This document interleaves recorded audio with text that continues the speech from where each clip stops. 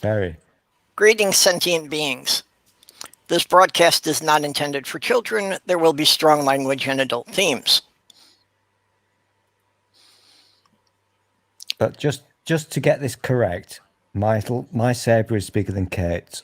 So let's get this out there right now. Get what out? Where? Well, you know, when you're comparing your stick to a woman's, I should hope it's bigger. Yeah, you called her a woman. Well, you kind of lost there. She is female and she is an adult, therefore a woman. there you go. And I'm also stopping the camera because my hair's a wreck. So I see we got Doc Fearsome with us. Ooh, hello, kitten. I got me a kitty looking at me. He looks like he wants lap. Yeah, my kitty wants playtime and is a little annoyed with me for not doing it right now. He had his nap, he had his snacks, so he thinks it's time to play. I don't know. That it sounds sounded like an like a overly rhyme. enthusiastic 5-year-old. That sounded like a rhyme, and I'm going to steal that. I was very busy stealing Kate's perverted words, and she Hi, broke my Chris. computer. Perverted words, you say? I say, yeah. So I'm going to steal those words from you, Purple. It kind of fits in with what I'm aiming for my Christmas special. Yeah. Yeah, people have already started asking me if I'm going to run the Christmas stream again. That's what I was thinking about, because somebody mentioned it in an earlier stream or something.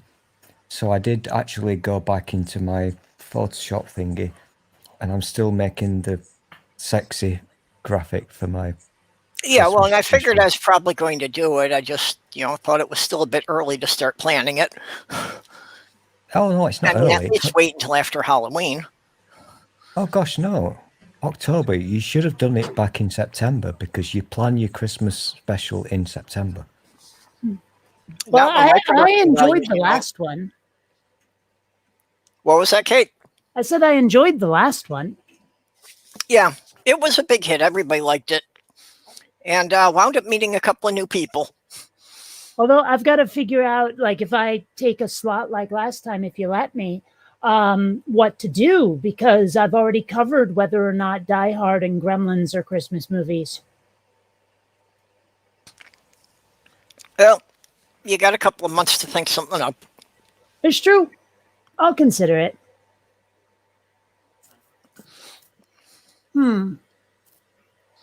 I don't know. Maybe like do a whole thing about parody Christmas carols. I don't know.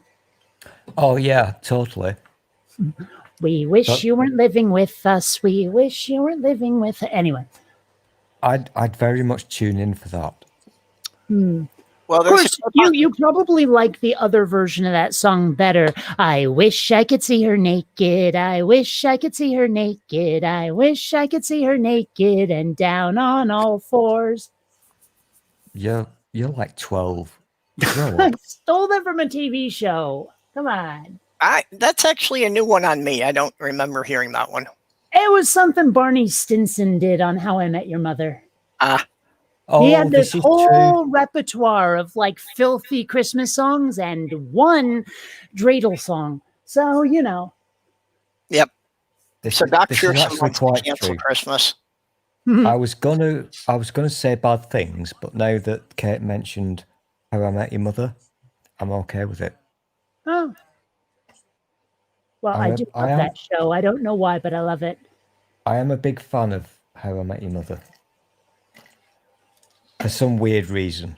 I don't know. Yeah, I mean, I don't get it either, but there's just something about it. Yeah, it's got that something. It's As ineffable. individual episodes with no particular continuity, I found it okay. But it's kind of like, pick and choose certain episodes. It's not really like I thought the whole series was good. Oh, see, I like the whole series, although the last season was a little iffy. I didn't get that far. Have you watched all the things? Nope. I have not seen all of them. I've seen Not even every close. damn I've one. probably only seen about half of them. I've seen them all at least 100 times each. Oh my gosh. I mean, I tried to see all the things, but it turns out that everything is really big and far away. Yeah, there are some things located on other planets, and those are hard to see. Yeah, it's not fair. I was promised spaceships by the year 2000, and look where we are. I am so pissed. Not that kind of pistol, hush you.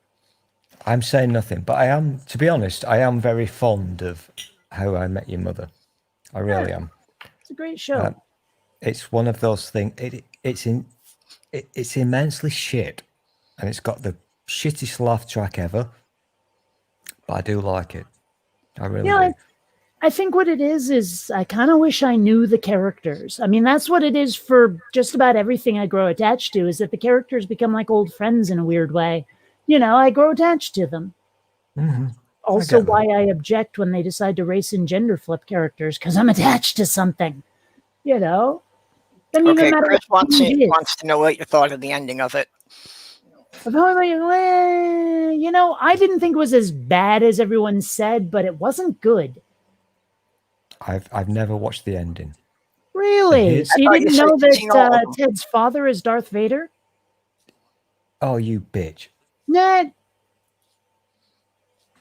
Spoiler? Yeah, well. So that makes Luke Ted's brother? Sure, why not? But also Leia's his sister. Except, wait a minute. Luke's son is, Ted's son is named Luke. This is true, yeah. So that could get extra creepy. I think the umbrella thing was a bit weird.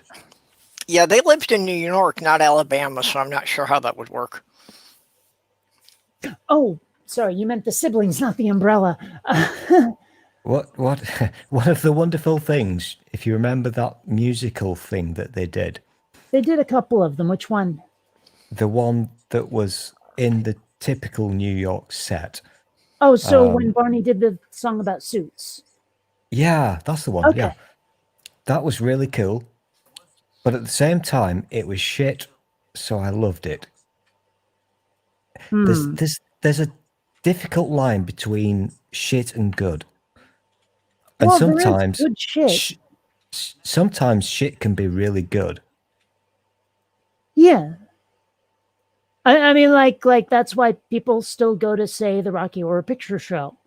Hey, Perfect. Jenny. Hey, it's Jenny. Hey, here's the thing. I've still never done that in all my life.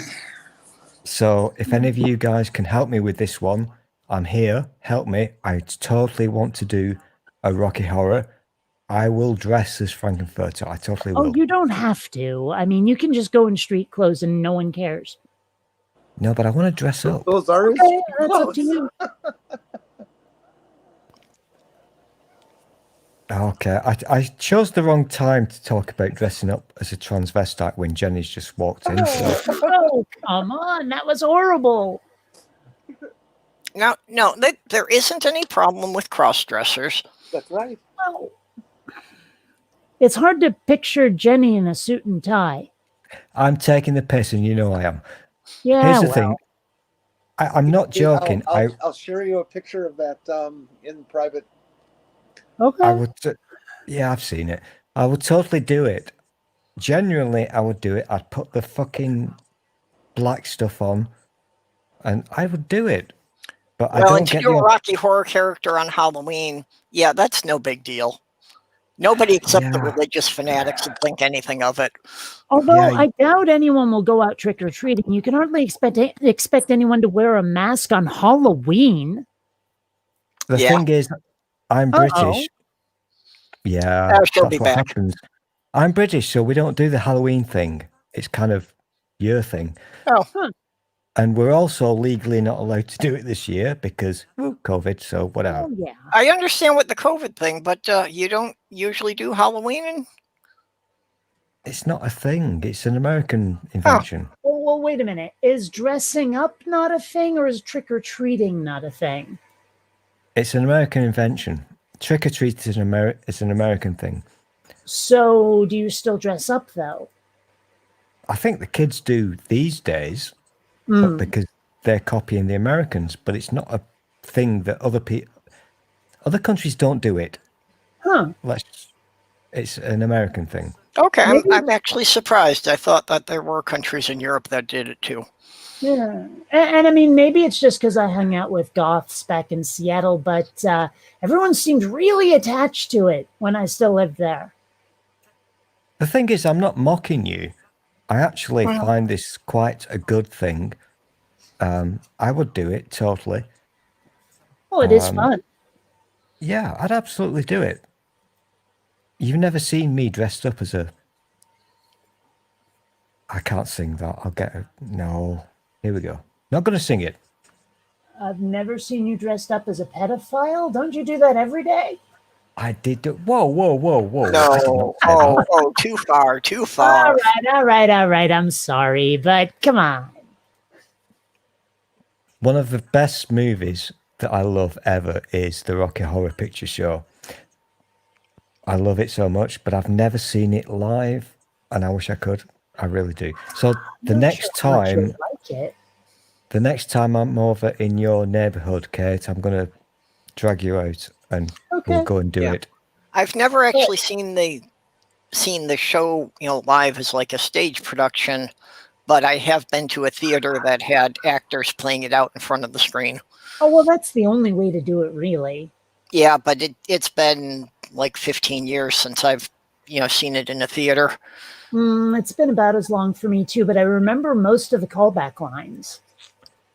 I think I probably do, and if you don't, I'm sure you can download them. Well, and they're also different from theater to theater, and there are some that are specific to theaters just because someone made a reference once and, Yep. everyone picked up on it, but it never grew past that theater. Yeah, I knew there were different scripts in different cities. And I mean, every now and then someone's just inspired by something. Like there was once, how at the end the house lifts off. Well, a house does exactly the same thing in Bad Taste, the movie by Peter Jackson. It was like his first or something. And so I kept shouting, look, it's the ending to Bad Taste. And no one got it for like years. And then one year, one show, some guy goes, oh, and he comes up and shakes my hand going, I can't believe you did, and I'm like, wow, someone finally got it. Hey, Spooky. Yeah, I'm going to be a really good boy because one of my favourite parts of the movie is the one where certain words are said, which I'm not going to repeat on Purple's channel. I would totally do it. Seriously, I'm not joking. I would dress up as Frankenfurter. We've I accepted really that. would. But I need to sing the song. Okay. I mean, everyone sings along in the theater, so you'll get a chance. Yeah, but I'm not allowed to. Oh, damn. What is it like? I'm not just a thing in England? I'm not allowed to sing it on Purple's channel. Oh. Oh, I think I know which song you mean. This is the one that Eddie sings? No, no. My favourite one, you dick. Well, okay, but, and maybe I only know the callback lines for the one Eddie sings, but that one gets pretty filthy, so I thought that's the one you meant. Jenny's Have we got- cloning herself again. Yeah, Jenny's cloned. There's always you and me just hanging around. It's the only way I can get a date. I know that feeling. Okay, we fixed it. Or not. No. Well, it was fixed for a second.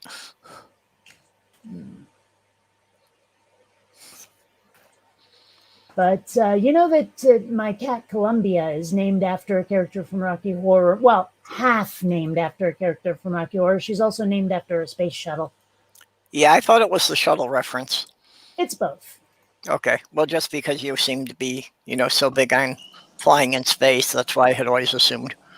Well, yeah, but I mean, when I realized that both names like totally worked because I'm fans of both things that they reference, I figured, Yep. what the hell? That's her name now. Oh yeah, it's even better when it works on multiple levels. Yeah, Whose name are you talking about? my cat Columbia. Yeah.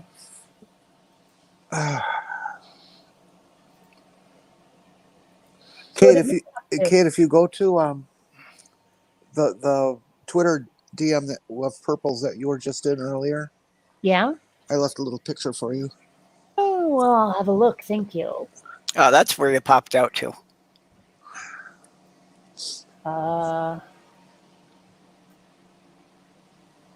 Egad. Ah.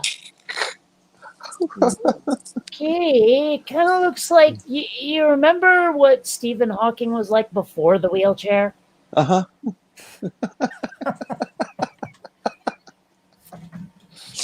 Okay, I gotta go see. That was 1968.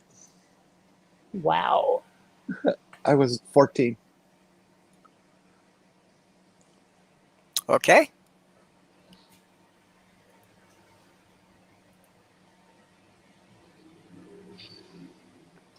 Just gonna warn everybody in advance.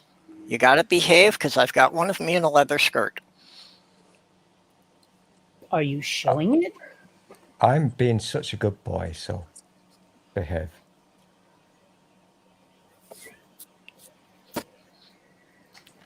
I'm totally not clicking on anything.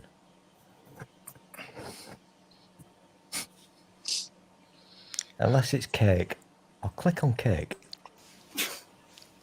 The cake is a lie.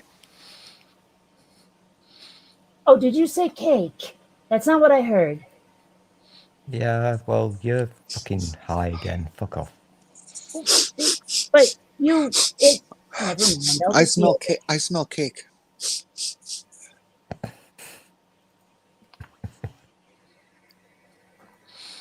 I always thought that was one of the funnier commercials. I didn't get the reference, I guess. There was I can't remember what it was for, but it took place in an office, and somebody has a cake or something, but you don't necessarily see it. I don't recall exactly, but one of the people rolls out of a cubicle, leaning backwards, and just says, "I smell cake," and the hilarity of the commercial ensued. It was just a great line, a great little commercial.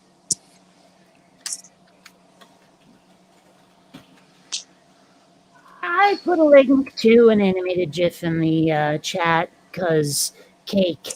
And interestingly enough, it's from How I Met Your Mother. I would have shared it, but if I remember right, Purple, you're the one who can't show shared photos, right? Oh no, I can. Oh, you can. Oh, because last time. Okay. Well, in that case, that makes this easier. Willow. Yeah, if you do the share thing, I can put it up to the group. Well, that's not supposed to. Kate, what was Allison Hennigan's character name in Oh, Lily Aldrin. Lily? Yeah, that's it. Yeah, I know that show a little too well. Oh, I had such a celebrity crush on her in Buffy. Oops! Ah, damn it! Stop Yeah, that. I can certainly understand that one. She was really cute. Yeah, still is. She's on that show with Penn and Teller. Oh, what show is that?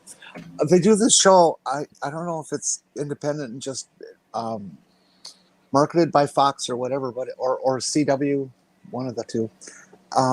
It's called Penn and Teller's FU, which of course we all know means fuck you, but they call it Fool Us, and they invite magicians on to do a trick that they can't figure out. And it's pretty good because they definitely get stumped from time to time by other magicians. And Oh, I like her boobies. Isn't there like a like Didn't they used to have that show?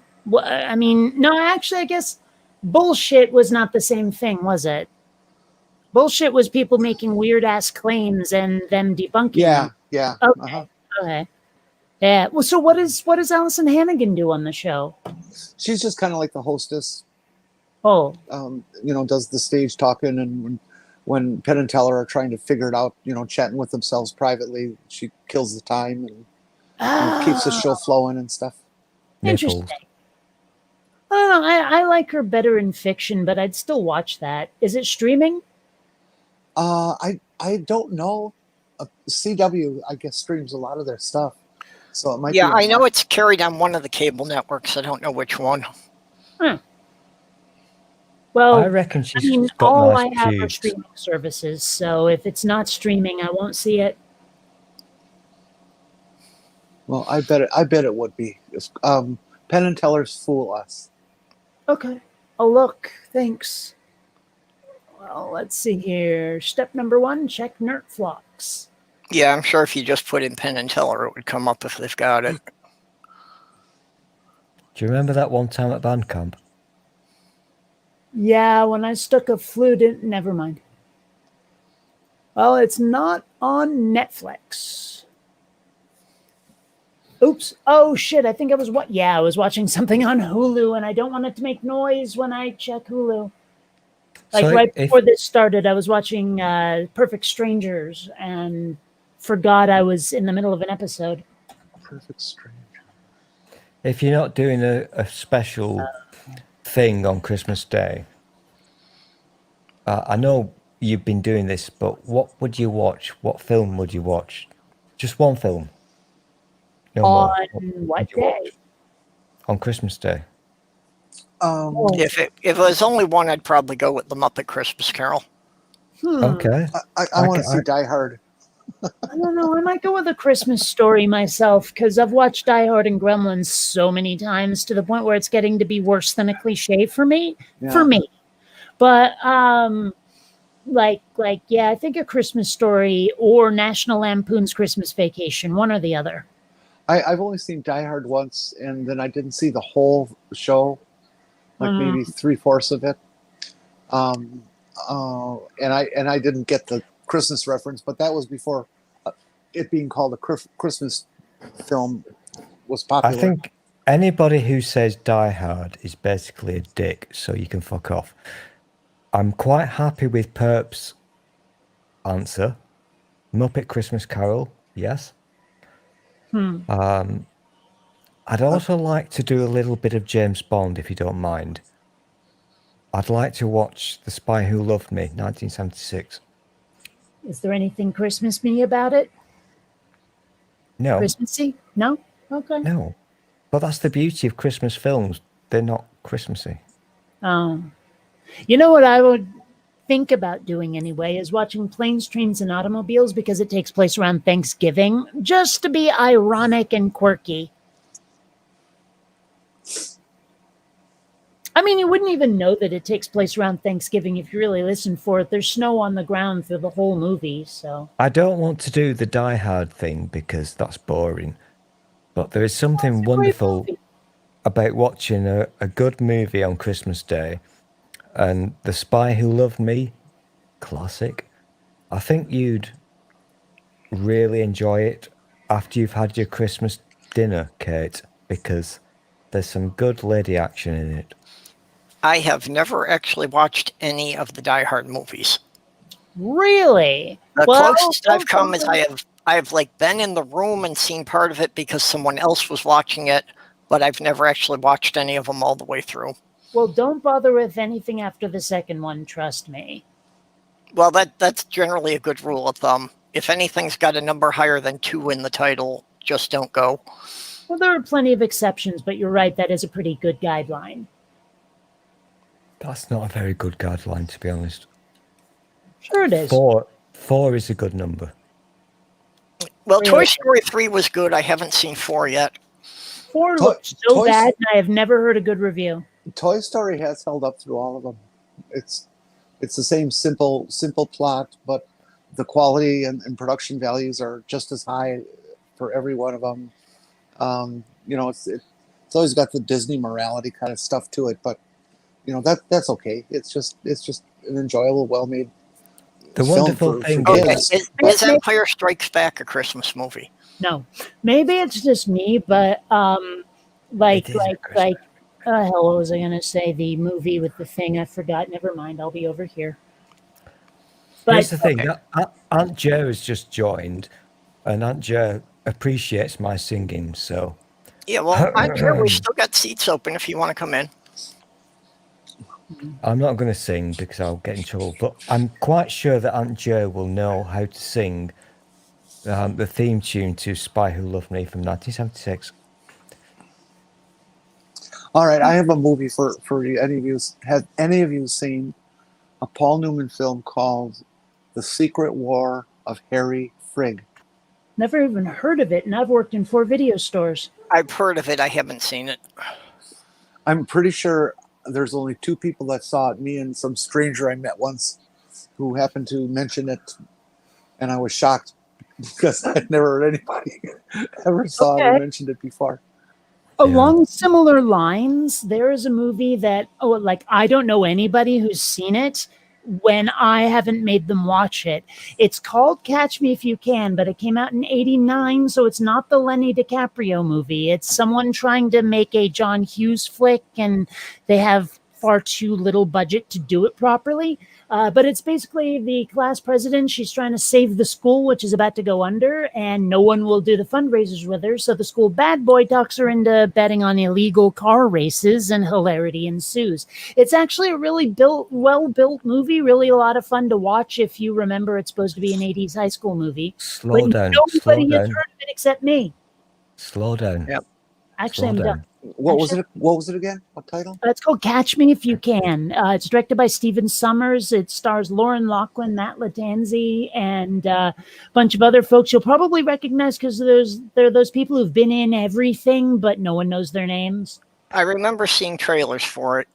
Yeah, The best, I remember hearing the the title. best Christmas movie ever. I mean, there are a plethora of wonderful Christmas movies, and we all know what the best are, and I'm pretty sure we all kind of similarly agree. Yeah, I've seen it. But one of Okay. the best.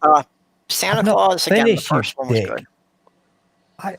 I didn't get to say my thing. Sorry, go ahead. Keep saying. Go ahead. Oh, one of the best things is William Shatner in a horror Nah, movie. it's not good. We're done talking about Shatner. I love that movie so much. It was What really, movie? really good. I don't know what it's called. No idea. So Google it. But Airplane He's- 2. he's basically a DJ, and there are 4 Oh. stories going on. I like my answer better, but I don't know. Have you heard about this kerfuffle that's going on right now? Because there's this movie coming out called Fat Man that basically stars Mel Gibson as a rundown Santa Claus. No.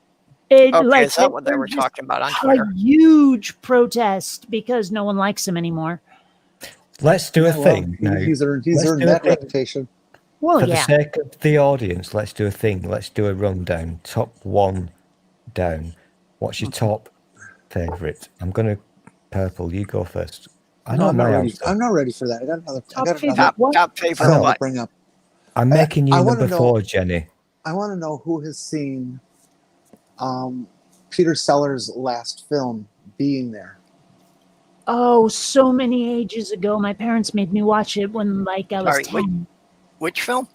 Being There. BEING there. Yeah, I saw it at one time so long ago I don't remember it. Oh, that's another one of those almost nobody I've ever met has. I've actually I've seen forgotten what it. it's about. Is this the part where I give my interesting fact about Julie Andrews? She was a hottie in Mary Poppins. Her bosoms were the same size as Margaret Thatcher's. No, why would either of you know that? I just like to give you facts. I don't know. Julie Andrews, not really my type. Her, a little too dapper. I'd love to see her punked up. Let's see Julie Andrews as Tank Girl's mom. You know what? I am a little bit too interested about this particular subject, but Julie Andrews had large bosoms. Okay. Yeah, Mary Poppins was stacked. Yeah. Yeah. But Oh. Mary Poppins was stacked. That's the name of my band's next album. You've just ruined my childhood, you dick. I saw that.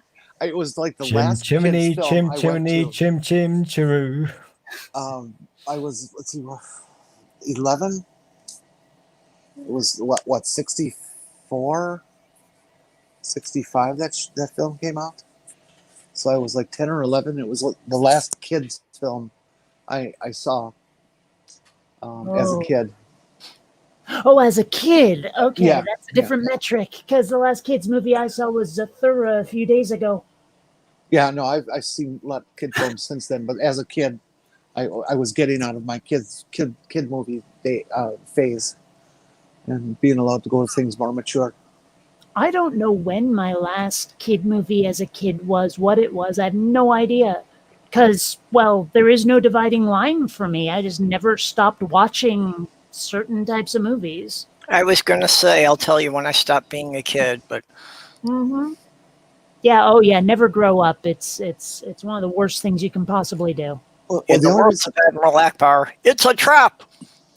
The only reason I remember it that way is because I got harassed real badly by classmates because we went and saw it. And it was one of my earliest recorded mass abuses by my classmates for my sexuality and things. In America land, if you can cast your mind back to the old days when you only had a few channels, on Christmas Day, what would they show you? Well, A Christmas Story came up a lot after it was released. We never had any kind of thing like that. Christmas was always a family thing, and you spent the whole day with family. And I mean, and it's wonderful. films never came into it, not even going to the theater like a lot of folks do. Yeah, It's a Wonderful Life got played until we all got nauseous.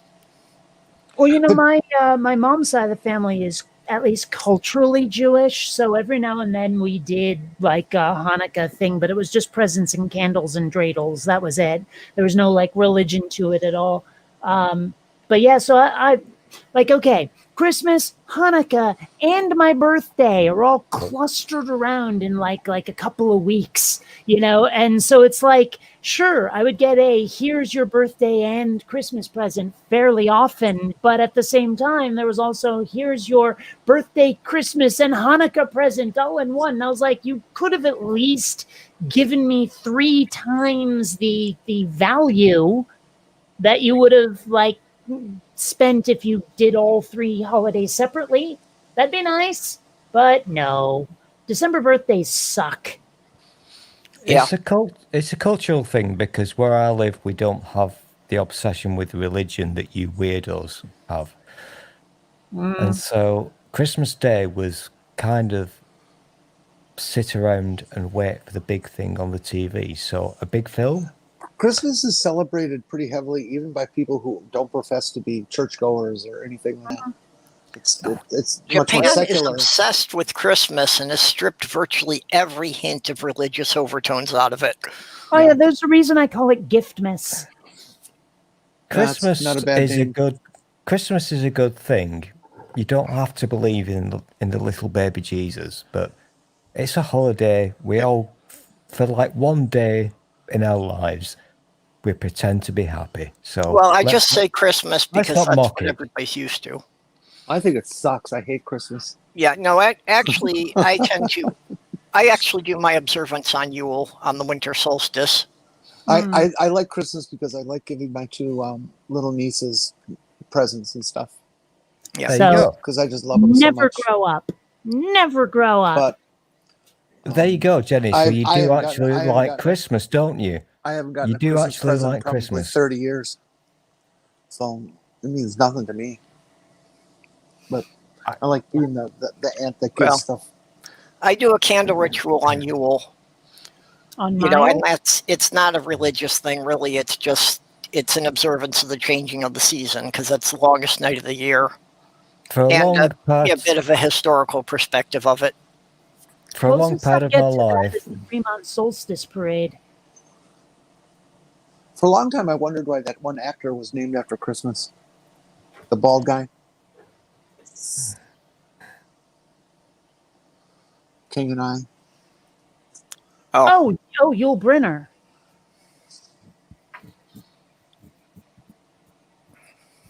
I've never seen it. I don't think I've ever seen him in anything.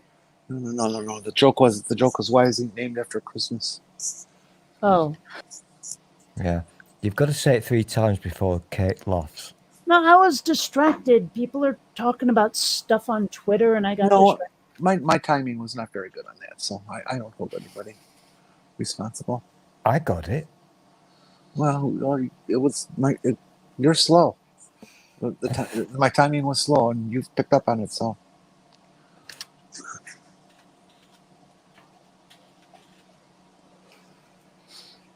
hey, Stool, No, what do you actually do for a living? What is your I job just said skills? no. Yeah, no, I'm bored with this, so let's move on. I think Yule Brynner was very awesome in that brilliant film. What's it called? The one where the lady dances. Oh, Thin Thighs in 30 Days. Shut up, you dick. The Jane Fonda workout.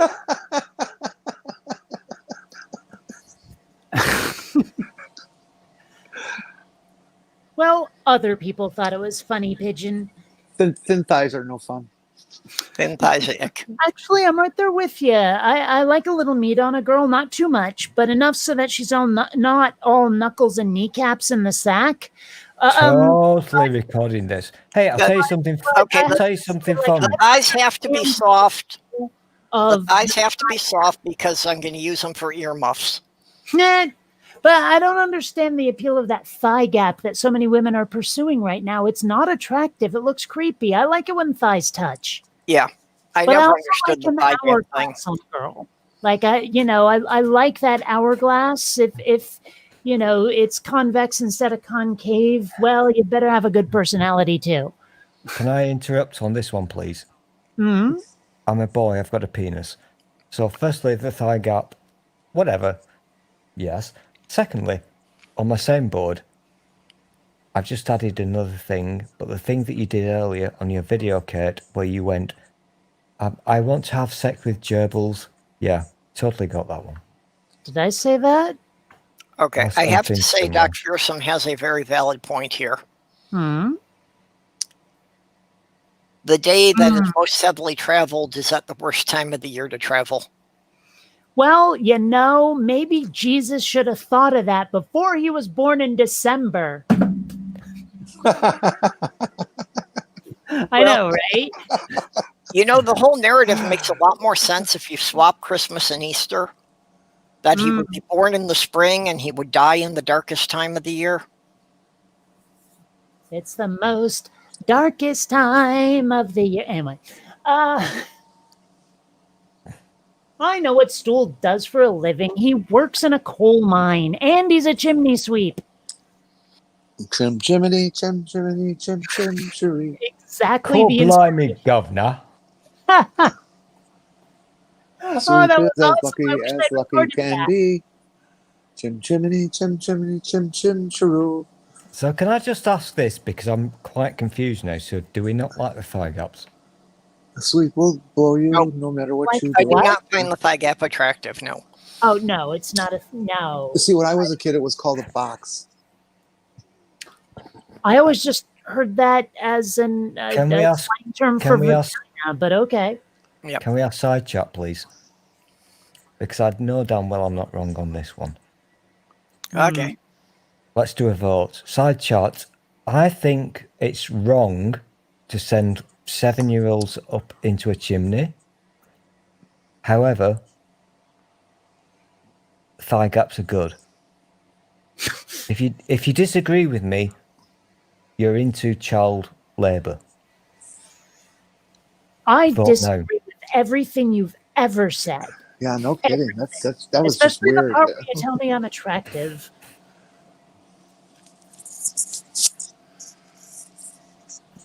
Seriously, I it's like think the gap, to use the modern nomenclature, is lovely. I think it's one of the most attractive things on a woman.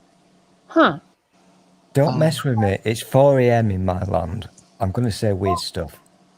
There is this meme that goes around of this little girl who's standing in a field, and it looks like her legs are like the size and shape of toothpicks, basically. And it turns out she's holding a bag of popcorn in front of herself that kind of blended in with the field, right? And I have to say that the thigh gap holds about as much appeal for me.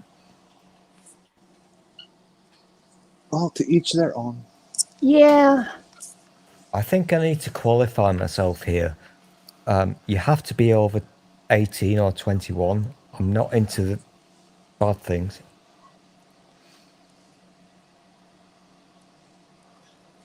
No, that's not good. Yeah. No, that It's does not look popcorn, right. though. It's a bag of popcorn. That's what's making her legs look like that. Yeah, and I can see it, but if you Oh. hadn't explained it, I probably wouldn't have seen it. I know, but I mean, it's like one of the creepiest looking things Oh, ever. it is. It is.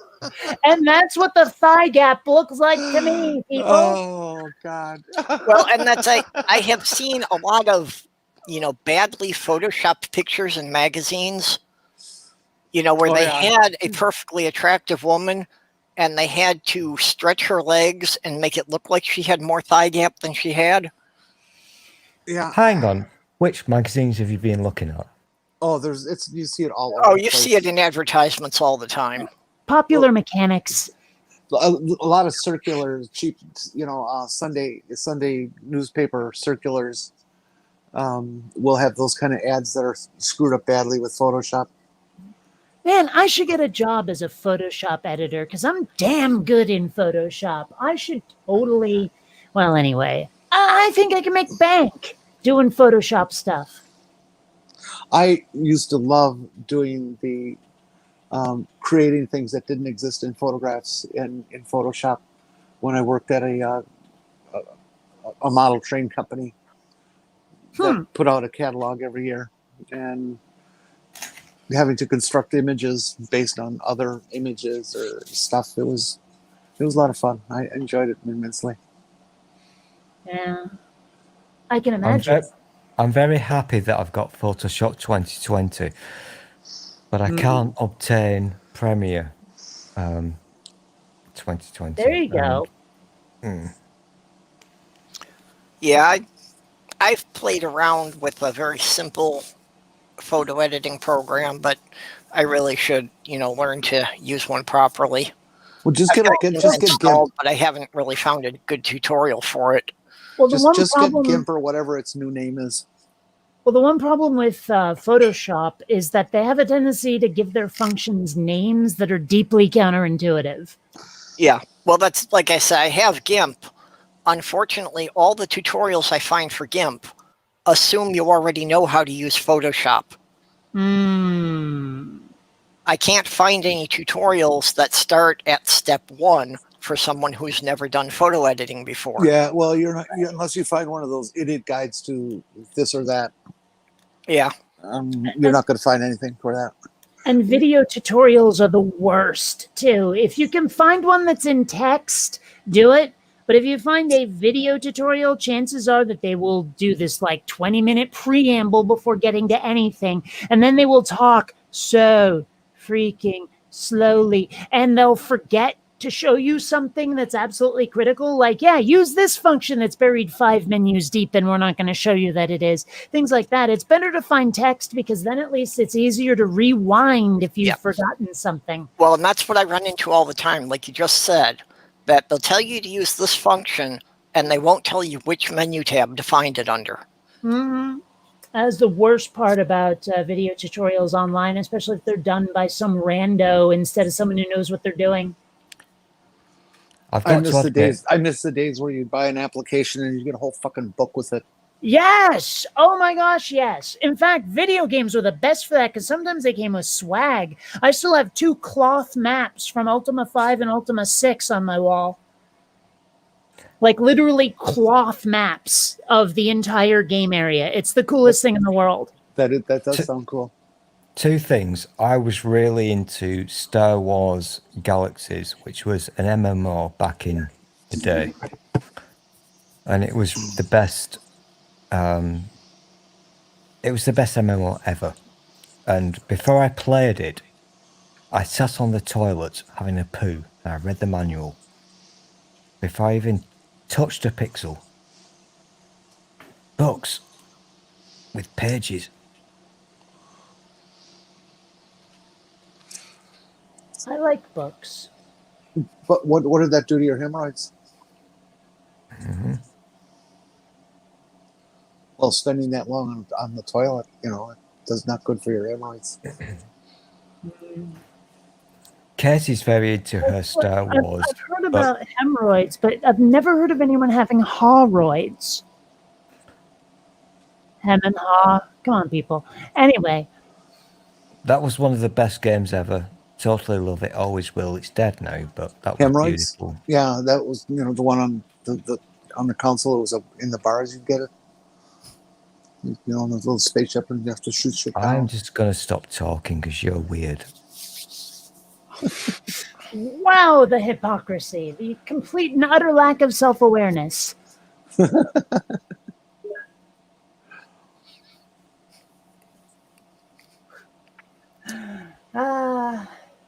Well, apparently we're putting on such a bad show that Doc would rather go and do his work. Oh. Oh, Doc. Please. Well, wait a minute. We're nothing without you. You do mean like clean it out so no one can find evidence, right?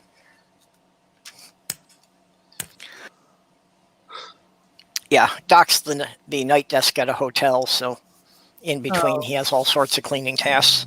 I thought he was an assassin or one of those dudes like Dexter who murders people.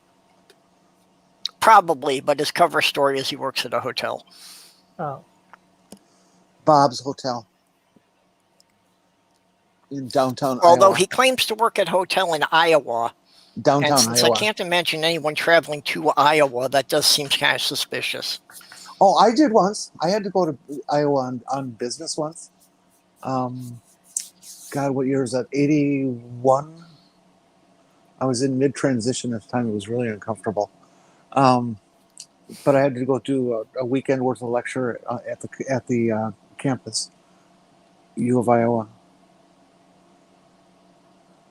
So people do go to Iowa for things, and you need a hotel. I'm really bored. Kate, put your uniform on. Oh, you and that uniform. What on earth is this obsession, Falcon Boy? Put the uniform on. Come on, do it. You have a uniform? He wants me to put on a Star Trek uniform that I have. Okay. Would it be the short skirt type? No, it's just, actually, I don't even have the full body thing. It's just a jacket, but it's from Enterprise. Oh, don't bother. The short skirt type is cool, but the others are boring. And the thing is, I already know that there are people out there who masturbate to me on the internet, and I don't need to give Stool more to do that. So I've never, ever masturbated to you, Kate, ever. I really haven't. Yeah, well, you have to. Okay, I'm totally recording that. Okay. That was fun to say. Kate, I've never masturbated to you either. Okay. I promise. But well, I've had a few people admit it, so. Well, when you go roller skating naked in public, you know it's going to happen. Well, yeah. Maybe perhaps I just like the colours and the yellow. And the blue? Yeah. Maybe a bit of blue. Well, you know, it's funny because those were the colors of Blockbuster Video.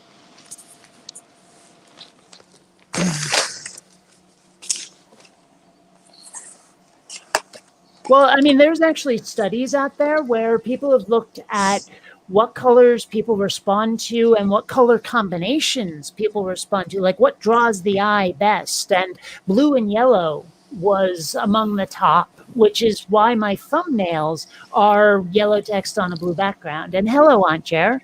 Hello. Hey, Jar. Yeah. Hi, Yeah, Jenny. marketing companies have done all sorts of psychological studies about which color combinations are best for company logos. Yep. Hey, Aunt Jay, can you help me with this one, please? Katie's been a really pain in the ass, so can you convince her to put the uniform on, please? No. Actually, I'm going to put the uniform on. Yes. I've done it. There, it's on. Hey, Randolph. Ooh, Hello. you're I pretty win. hot there, lady. Thanks for the invite. Hey, we got a full panel now. Yeah, you notice how everybody comes Randolph, along you're not allowed to be serious. right now. You got that? I'm having some trouble hearing Jenny. She's breaking up. You're Oh, not really? allowed to be serious. Sorry, I'm still having trouble hearing you. You're not allowed to be serious, laddie.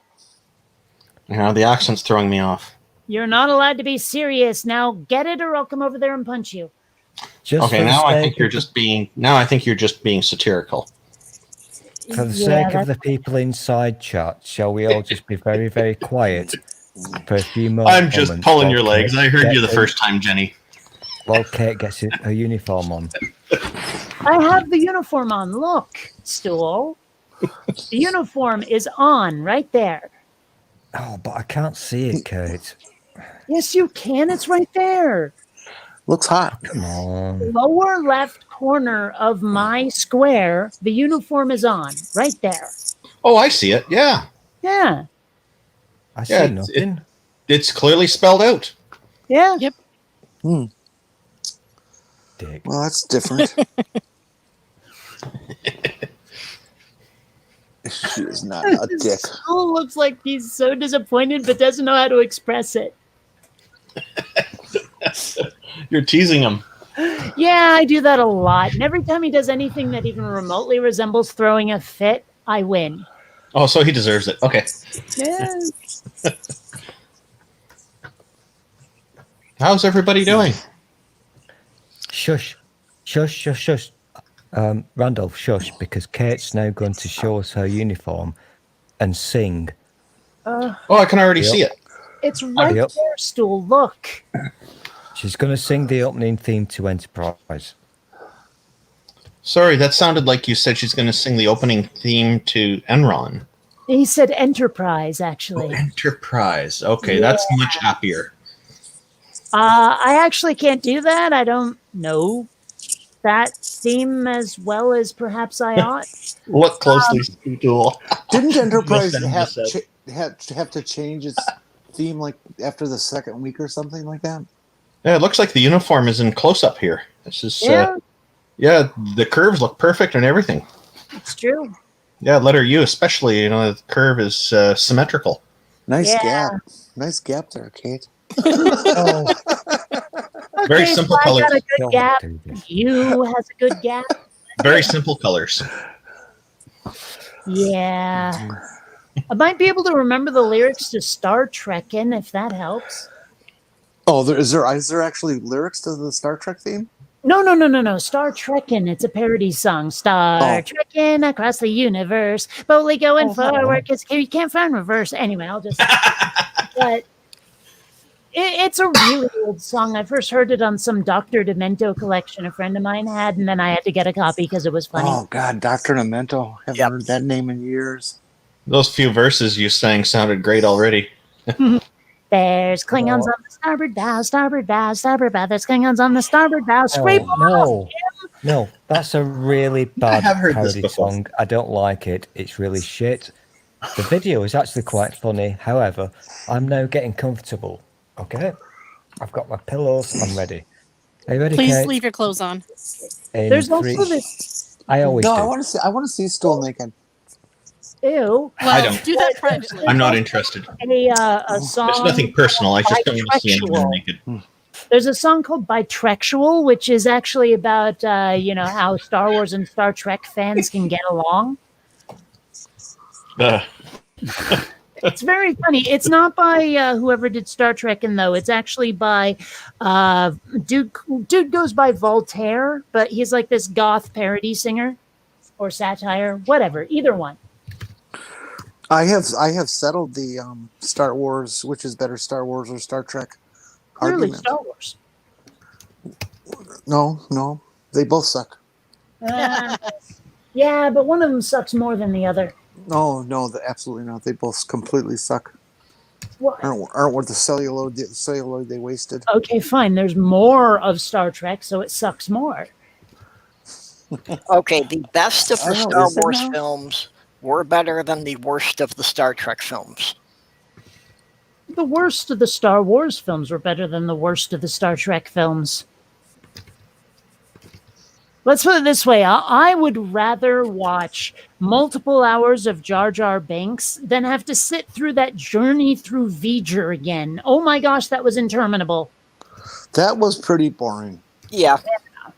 Now, I mean, as I understand it, what actually ended up happening was they had gotten a whole bunch of unedited FX footage, and the studio didn't give them enough time to edit it down. And so they had to put all of it in, and it just didn't work. Yeah, sounds like a lame excuse.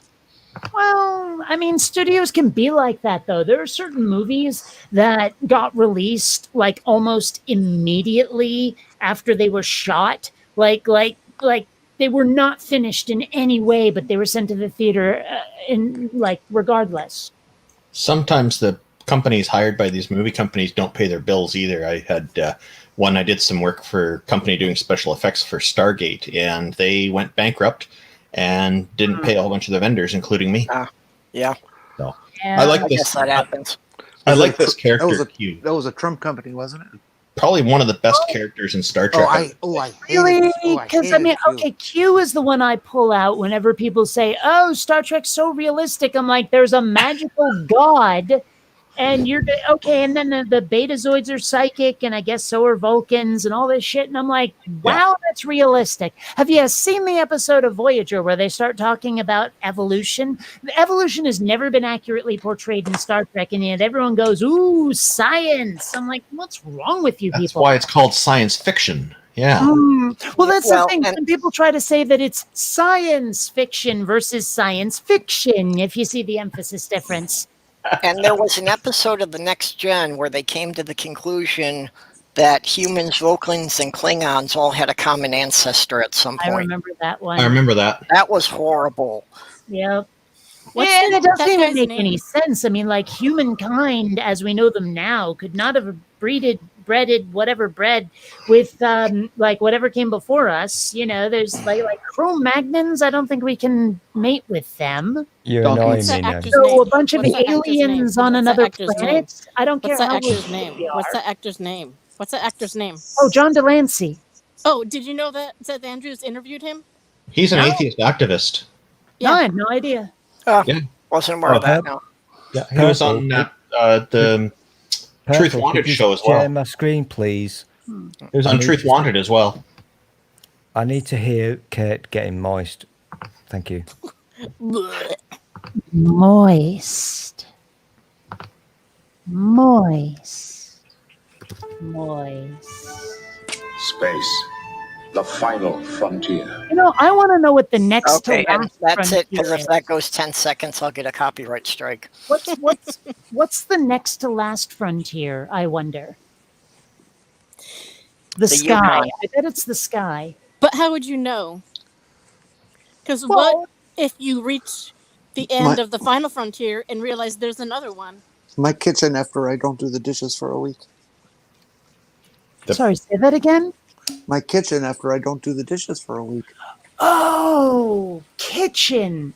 I didn't think you had children, so when you said that and I heard my children, I was like, Okay, I think in answer to your question, what would be the final frontier? I think that would be the penultimate frontier.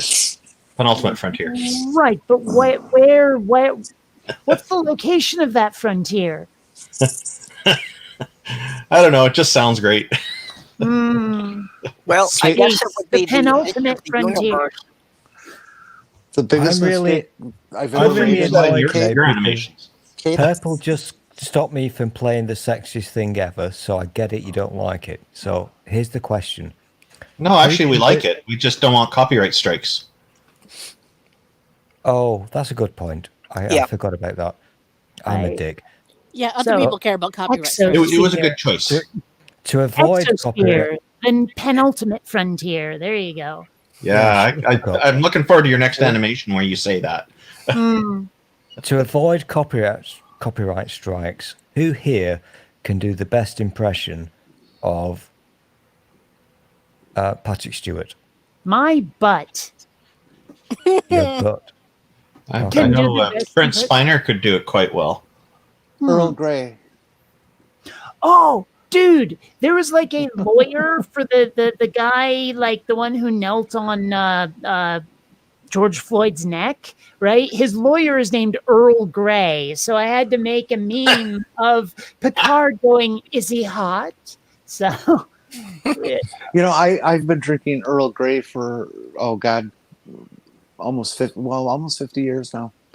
Long before Picard existed, and it was just so annoying that once that show started, and I would order tea, and it would always be Earl Grey. People say, "Oh, are you copying Picard? You a fan of Picard?" You know, I was like, Yeah. You know, fuck you. People ask that. Some people Do I just really like tea. Do I really seem that shallow? Yeah, it's like you don't think anybody had been drinking Earl Grey tea for the last 500 years. Yeah. Yeah, that's kind of strange. Well, they're trying to strike up conversation, and they probably don't know how. I can even tell you what's No, in Perps. Earl Grey that makes people want to drink it. So. You know damn well Right. that I'm not Earl- going to let this go. I will Earl- not let this go. It's not going to go away. So, who can do the best one? I did mine, Earl Grey. I need voices. Why are you all so boring tonight? Let's see. My best impression of Earl Grey. Picard. It's a trap. No, wait. That's no. Admiral Akbar. That's Admiral Akbar. Yeah, I know. Yeah, that's no moon. It's a wait, no. Let the Wookiee wit know. I'm not doing an impression of him because the last time I cut my hair short, it took years for it to grow out this long. I'm not doing that again. Wesley Crusher never told you what happened to your friend. No. Although I have to say, Method one of my acting. favorite moments of trolling a sci-fi fan, I was actually at a comic book and role-playing game store. And at one point, Star Trek came up, and I said to this one guy, you know, I've never watched a lot of Star Trek, but I like that Wesley Crusher kid. And the look on his face, oh, I will remember it to my dying day. It was beautiful. Star Trek. And Wesley Crusher. You crushed the poor kid. Yeah, I did. I think probably Star Trek was probably more painful. Probably. Although, honestly, when I was 3, I genuinely believed it was called that when I was 3 years old. Wars Trek. Okay. That's what it is. Wars Trek. Trek Wars. I thought it was called Star Trek. And here's the thing, I was totally into the original series. Star Trek. Very, very much bigly into it. It's a very good one. And- This first in the series and Next Generation are probably the best, in my opinion, anyway. You know, I like watch- the new you watch Picard Star series Trek a lot. now, and it's so bad. You know, those movies they made with Chris Pine, I thought they were some of the best Star Wars I'd ever seen. Yeah, I agree. I agree with that. Okay, question. How do you pronounce, is it George Takei or George Takai? Takei. Decay. Okay. Okay. Yes. Did he you guys see pronounces my it. Did you Well, guys see my comment That's how earlier it's about pronounced. a movie he was in? You'll No, have I to didn't. be more Okay. specific. What movie? Ninja cheerleaders? Oh, The geez. way to remember his name, Highly recommend it. These the way to remember Three his ladies. surname, is Yeah. Takei rhymes with toupee. Okay, you just Okay. settled it. That's the movie that we all have to George watch. That's the movie we I've have been to trying all to watch get people to watch Christmas. this movie. People are just like, That eh. was hey. Yeah, Is it everybody streaming Randolph, somewhere? shut up. Randolph shut up. did Let just did a her good. talk. Let quiet. Randolph do his impression. No. Is it streaming somewhere? Ninja cheerleaders. Cheerleaders. Is That's it the movie The we're all. characters are That's the the movie poets. we're all going to watch on Christmas Day, Oy. and we'll come Okay, back and poets. talk about look it it up here. on my own. They're strippers, they're cheerleaders, and they're ninjas. And they saved Oh. George to Oh my! Oh. Well, love it's Randolph's apparently impression. available on Amazon Prime Video, but Yeah. with ads, which I don't care for. Oh. No. I used to have the DVD, but I lent it to somebody and never got it back. Okay, Yeah, let's that's see what happened to my copy of Rocky Horror. I lent it to somebody and he moved away without ever giving it back to me. I lost a whole bunch of DVDs when I moved to San Diego.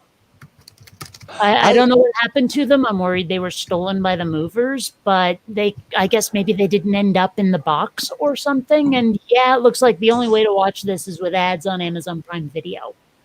I am blown away that there are high schools that are doing the Rocky Horror musical. Really? Musical, yeah. I just, how do they get away with that? You know, I mean, schools ban Catcher in the Rye, but they'll let Rocky Horror on the stage. It's called artistic license. Like I don't know, LGBT pro or something. It's called artistic license.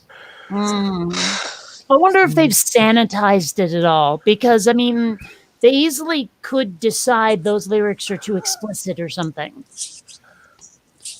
Wasn't there the school or was it churches that were banning Harry Potter for a while? Probably churches lots. Churches, yeah. I wonder if they love it now. And some school Probably. Yeah, probably. Yeah. Gotta support their people who are on their side. Yeah, churches are awfully fickle, I've noticed. There's an awesome urban myth. I think it's an urban myth. It could be true or not. I don't know. But you know how none of us know how to pronounce George Takei's surname. I do. Shut you. I'm talking to the grown-ups. Dude, I take Japanese. we I know how don't- to pronounce it. Oh, you need Japanese. What's the correct way to pronounce it? Takei. Here's the thing. That's what I T-A thought. is ta, K-E is K, and I extends the vowel sound of the K-E. It's Takei. That's how So he pronounces there it too. There is an urban myth that Shatner said, I don't know how to pronounce your name. And George said it rhymes with George. toupee. Oh. That's seriously funny. Laugh. That's a little funny. Yeah, I came across someone. I was telling somebody else about the movie, and I said George Takei, and they were like impressed that I said it correctly. And I was like, "Oh, well, how else do you say it? How do people say it wrong?" And he told me, and then ever since then, I've been confused. Oh. Well, I've actually had someone thank me for pronouncing rolling properly, because it is J.K. Rowling, not Rowling. Yeah, I'm British, so shut up. Can we, while we're taking a breather, can we It's get pronounced. I- It's pronounced J.K. Bitch. Maybe Well, we should pronounce it Rowling because she's creating such a row. I really need Randolph to do his impression again. Oh, for crying out loud. The racist, sexist, bigot, bitch. Yeah. Well, it's kind of like every time I hear someone say Rachel Maddow, I know she pronounces it Maddow. So, Oh. yeah. He caught that. I wondered if he'd catch that. What? The George Takei impression. Oh, My. I don't think I'm doing it very well, but he likes it. see, when he said Ra- impression, I honestly thought you were going to be doing Patrick Stewart's voice. Oh no, that's Brent Spiner's area, and he's not here with us today, or any day, Randolph. unfortunately. Well, you got the kind of voice that should be able to do various impressions. Who do you do? Who do you do there? Hey, before you answer that, Jenny is obviously excited. So, Randolph, can you do an oh my for me, please? Oh my. Oh my gosh, that is awesome. Okay, now do moist. Oh my, it's moist. No. Oh, that was Essentially, good. moist. You know, like you're dripping with pleasure. Moist. Dripping with pleasure. I'm dripping with pleasure. Oh well. That is actually really good. I'm impressed. Yeah, seriously? Huh. Yeah. So here's a question for you. Can you do the In Thank a you. World voice? Hey, Do which voice? Hang on. The In a World voice, the trailer, in a world where this and that other thing are dangerous as hell. That voice. I'm not familiar with that voice. Hey, my name showed up. He's the they deep said the, every trailer. the Sorry, I deep was editing macho the description, so- voiceover that has done trailers for every major thriller or horror film for the last 50 years, Permission to speak. and he's dead now. No, Go away. permission denied. Nobody likes you. Oh, I see Kidding, Doc goodbye. Fearsome Hey, and please Spooky say Bedhair in the chat. Loud one. I see Doc Fearsome and Spooky Bedhair in the chat. Hello, folks. Hi, Spooky Doc. I really need to speak about this. About this meme? What? Mhm. But you've got to make me big. No. What? Make me big. Did you say tomato bib? Although I was Tomato hesitant bin. about that one because the preview image it's showing me, it's got your name across it, so it cuts him off just above the eyes. Yeah, it's It doing that looks for like me a too. dickhead. All I can see is the Oh. book. Everything else shifted off to the side. Admiral Akbar Chronicles. It's a book. Make me big, please. Holy fuck. Nobody wants to make you big. I know. You're gonna have to do that yourself. Yeah.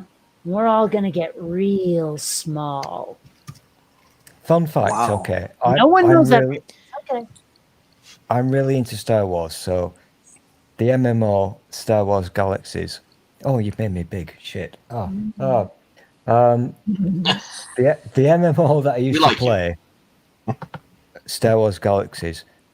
My name, and still is to this day, Joho Kroll, and it was based on Admiral Akbar, because in the MMO Star Wars Galaxies, I was a Mon Calamarian.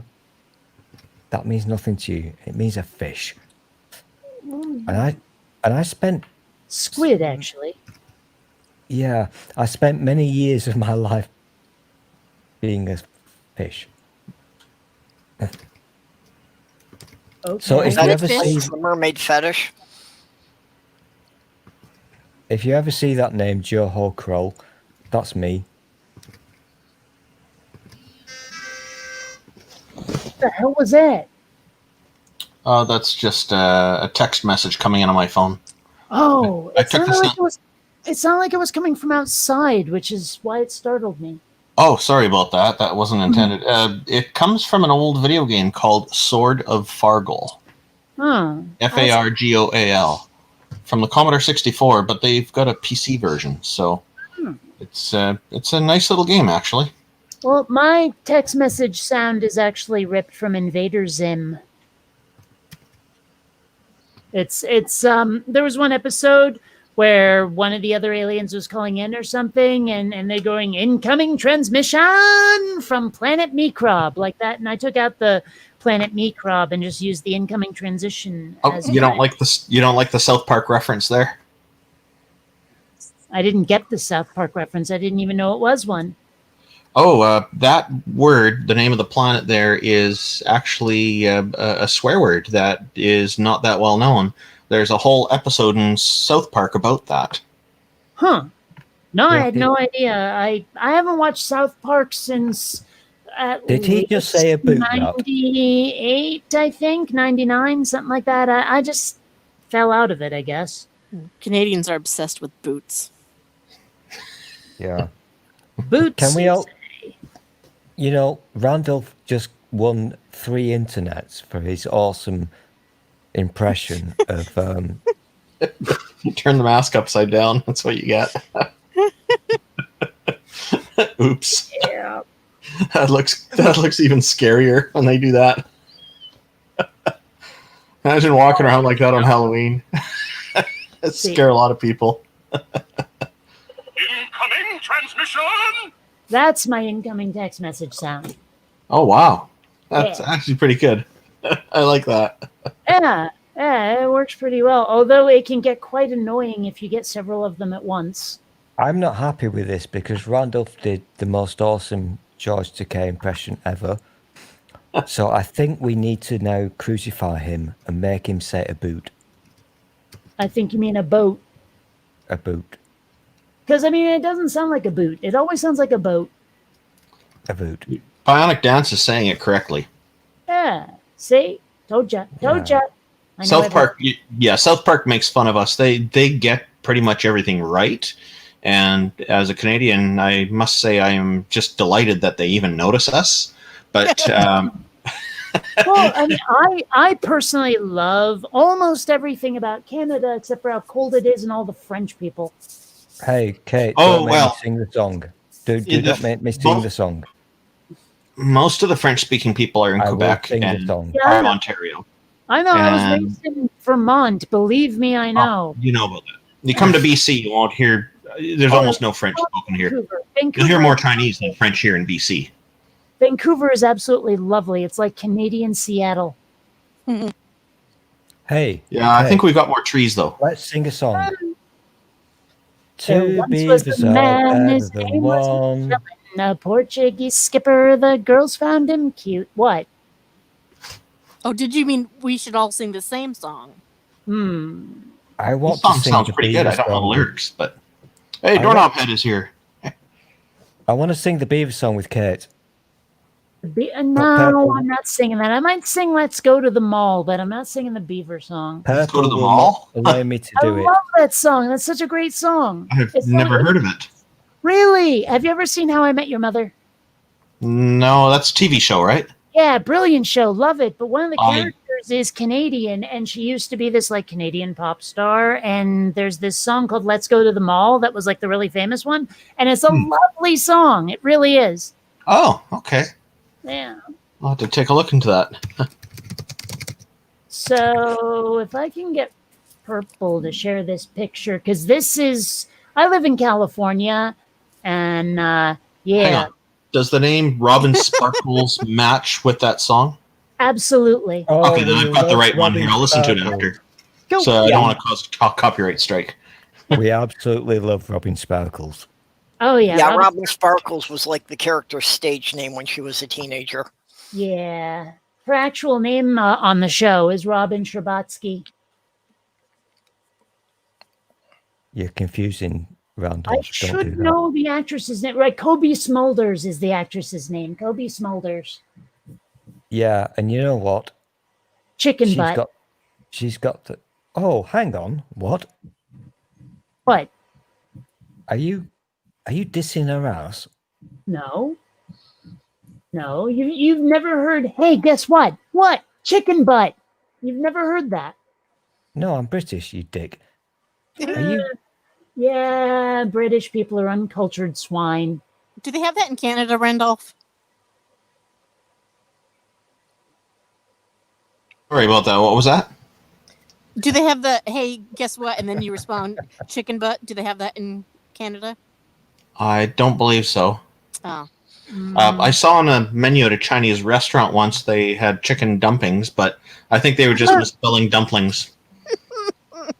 I was just listening a little bit to that song, Let's Go to the Mall. It sounds like it's right out of the 80s and looks like it too. They really nailed it. Oh, yeah, it's brilliant. I love it. Very well done.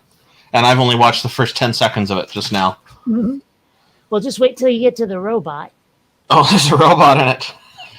Oh, yeah, that's. Yeah, they Okay. really nailed the feel of an 80s pop song with it. Oh, yeah, I would say so, yeah. Okay. Yeah, they got some proper talent in there making that happen. You see, this is the kind of thing that excites me and turns me on a little bit. Not. I don't big- want to know. No, you do, Randall. Well, Randolph, maybe you do want to know so that you can avoid doing it. Oh, okay. I stand corrected. I think it's rather nice for a Christmas episode where people look at 80s stuff and just enjoy. Well, I mean, that's one of the reasons I love the Goldbergs. It's just this major 80s nostalgia-gasm show. It's wonderful. I love it. They did good on that. They got almost everything right. They did really, really good. Well, one of the things I loved about it is like every episode starts by like telling us that it's 1980 something. Yeah. I love the fact that there is no actual time continuity. You're just being like bathed in pure 80s, and it doesn't matter when the show takes place. But if you look on the trivia on IMDb, everyone's trying to figure out what year it takes place in. I'm like, could you miss the point of the show worse? Wow, really? Really? That I have trouble believing. I'm going to have to double check. I trust you, but that just sounds unbelievable. There's just all kinds of, well, they mentioned this one TV show, but that was out in 1983, but the movie they went to go see was out in 1987. Oh my gosh, what year is it? It's just like constant, chronic through the whole trivia section.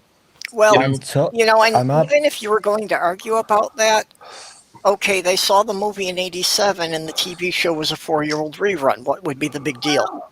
Well, and there was like another episode where the grandfather character, he like mentioned what year he was born and mentioned how old he was in one episode. So everyone goes, aha, 1986, and it's just like, dude, come on, chill. If you think that's bad, I've met a few people over the years who believe Star Trek is real and the government, including working with NASA, is covering it all up. So all of us here on Earth are working and don't have any clue that it's actually going on. Yeah, that's what happened. But it's a documentary. And again, with every conspiracy theory, I have to ask, and the motive behind this is? I don't still know half want to the know time. why. Like, I I wish don't we'd care. actually stormed Area 51. Yeah. Yeah. You know how we can know for certain that there's no aliens in Area 51? Oh, we do not. Because if there were, Donald Trump wouldn't be able to stop talking about it. Unless Yeah. they kept him from seeing it. This is like slit your throat before reading kind of secret. I can't imagine they would let Donald Trump know if Area 51 had Well, that's a aliens. good point. Yeah. Yeah. It pains me to say this and to admit to it, but I do have to actually agree with Kate Farr. I knew that was Goldbergs coming. And as soon as he said he hated to admit it, I knew my name was coming up. I think the Goldbergs is really beautiful. I love it so much. It is really cool. It's very clever, and I like it. I hate that show. Yeah, I You've never not- watched too much- it, there's but- too You've much not got yelling. TV. Shut up. It's got too much yelling in it. Yeah. And it's annoying because of it. What wait, show? which show? The Goldbergs. Oh, the yelling is part of the fun.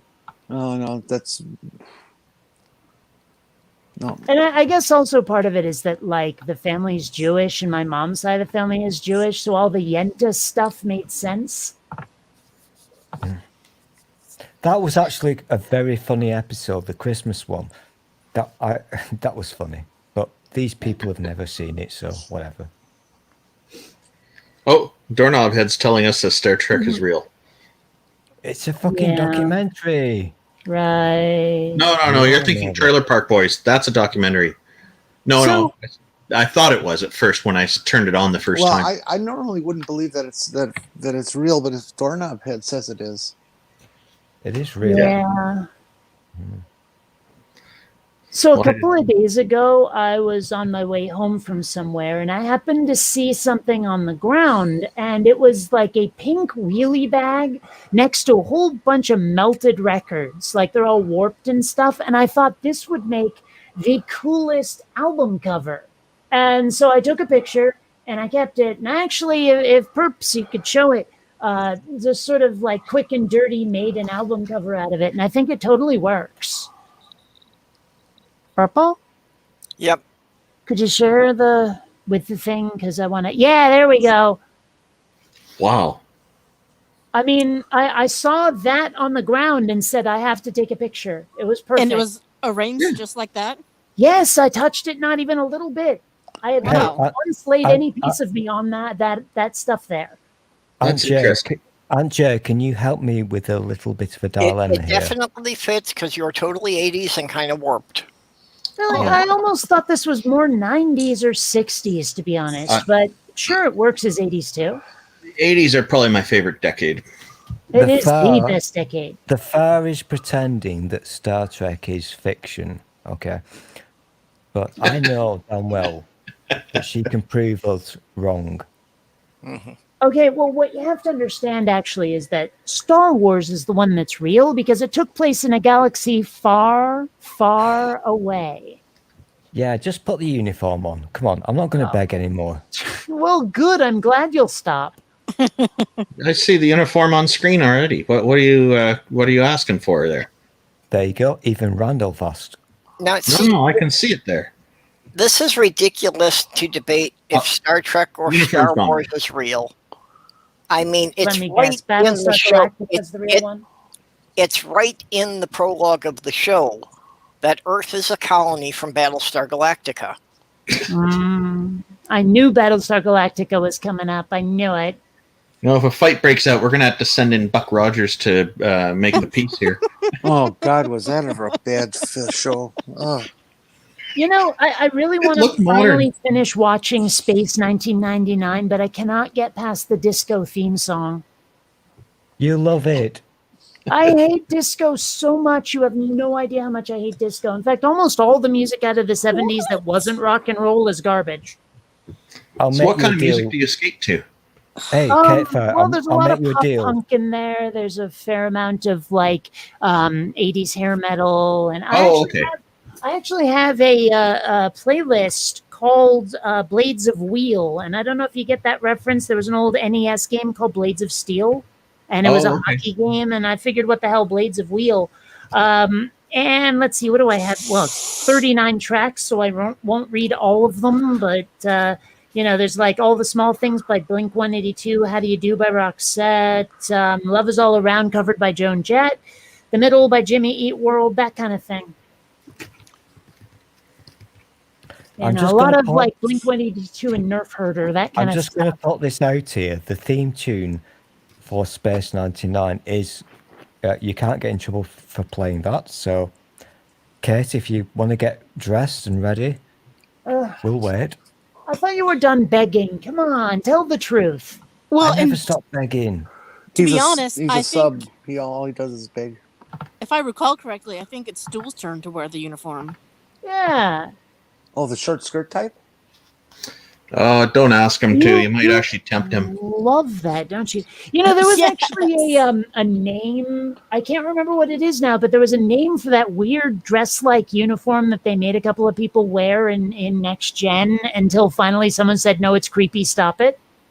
Oh, is that what happened? That's why they changed it. Yeah, basically, people responded really badly to it, and Yeah. I guess a lot of people said, "Oh yeah, cross-dressing. That's what we want in the final." Sort of Fantasy." mimicked the original series dresses too, a little bit, didn't it? Well, I mean, the idea that Roddenberry had was to show that we're very egalitarian now, and like there's no hang-ups about anything. But unfortunately, the audience doesn't live in the 24th and a half century, Yeah. so. Well, he had good Oh, ideas. Religions in the past, sexisms in the past, all these things. Yet these issues still come up on other planets. Well, I'm not a junkie of the show, so I don't know. You mean they took that just barely cover your ass skirt arrangement that the women Make officers me would big, wear, please. and in the next generation they had men wearing that? No, not exactly, but it was still a short skirt. Oh, They did a really bad thing, and it did not work. It's not about sexism. It just looked really stupid because they had men walking around in short skirts. Yeah. No. They're not. Whatever. They're not. If you think that's the future, fine, go for it. But I can tell you, because I'm a boy, I've got a willy. No, that's not the future. Perps, I'm putting up a picture of that uniform so Jenny can see. Yeah, there we go. Oh, that's just yeah. That looks like Scottish without the tartan pattern. It looks And like without it looks like culottes. and it doesn't have that. What is it called? A Yeah, sporin? that does look. The weird little fanny pack that sits in the front thing. Is that called a sporin? She said funny. Yes. Oh, hush you. That does look creepy. Yeah. For the 1980s hair picture I just had up, Doorknob Head's asking which one is his mom. He can only tell by getting spanked. Mm. I've got to I say wasn't the very sure what obvious spank thing. comment was in reference to there. I think it's in Hello, reference to the 1980s hair pictures I had up. I know you all like to wank to Roddenberry, but he was a very bad person. Nobody here's whining. Everyone's No, I a said bad wank. person. I Why said was he a wank. bad wolf person? I couldn't understand anybody. The people who are the people who are very into Star Trek, they often think that Roddenberry was some kind of visionary. He was not. He was a piece of filth. He was a shit. A very, very bad person. What's your proof? What's your evidence? Make your case. Yeah. Make your case. You can say that all you want, but unless you got something to back it up, it means nothing. And the thing you'll find about Roddenberry fans is that we're willing to hear your case. So go ahead, make your case. I get scared when Randolph gets angry. That didn't sound Have you ever angry. seen me get angry? I worry that he's going to do his Takei thing, and that scares me. Everything scares you. Roddenberry was a very, very bad human being. He really was. Okay. He was shagging Nicole and other ladies whilst he was married. He was a piece of shit. Well, so what? Who cares if people are shagging each other? Yeah, but whatever. Get over it. It was a thing that happened. It was good. We like it. But Roddenberry was a piece of crap. Are He you really was. seriously telling us to get over it? No, Roddenberry was very progressive for the time he lived in. He really wasn't. He was a cunt. He was a massive pile of filth. In what Oh. way? You know what? I'm not gay, but I do love it when Randolph does that. He apparently slept with people, so he's a horrible bad person. It's a good thing that no other men ever, sleep around.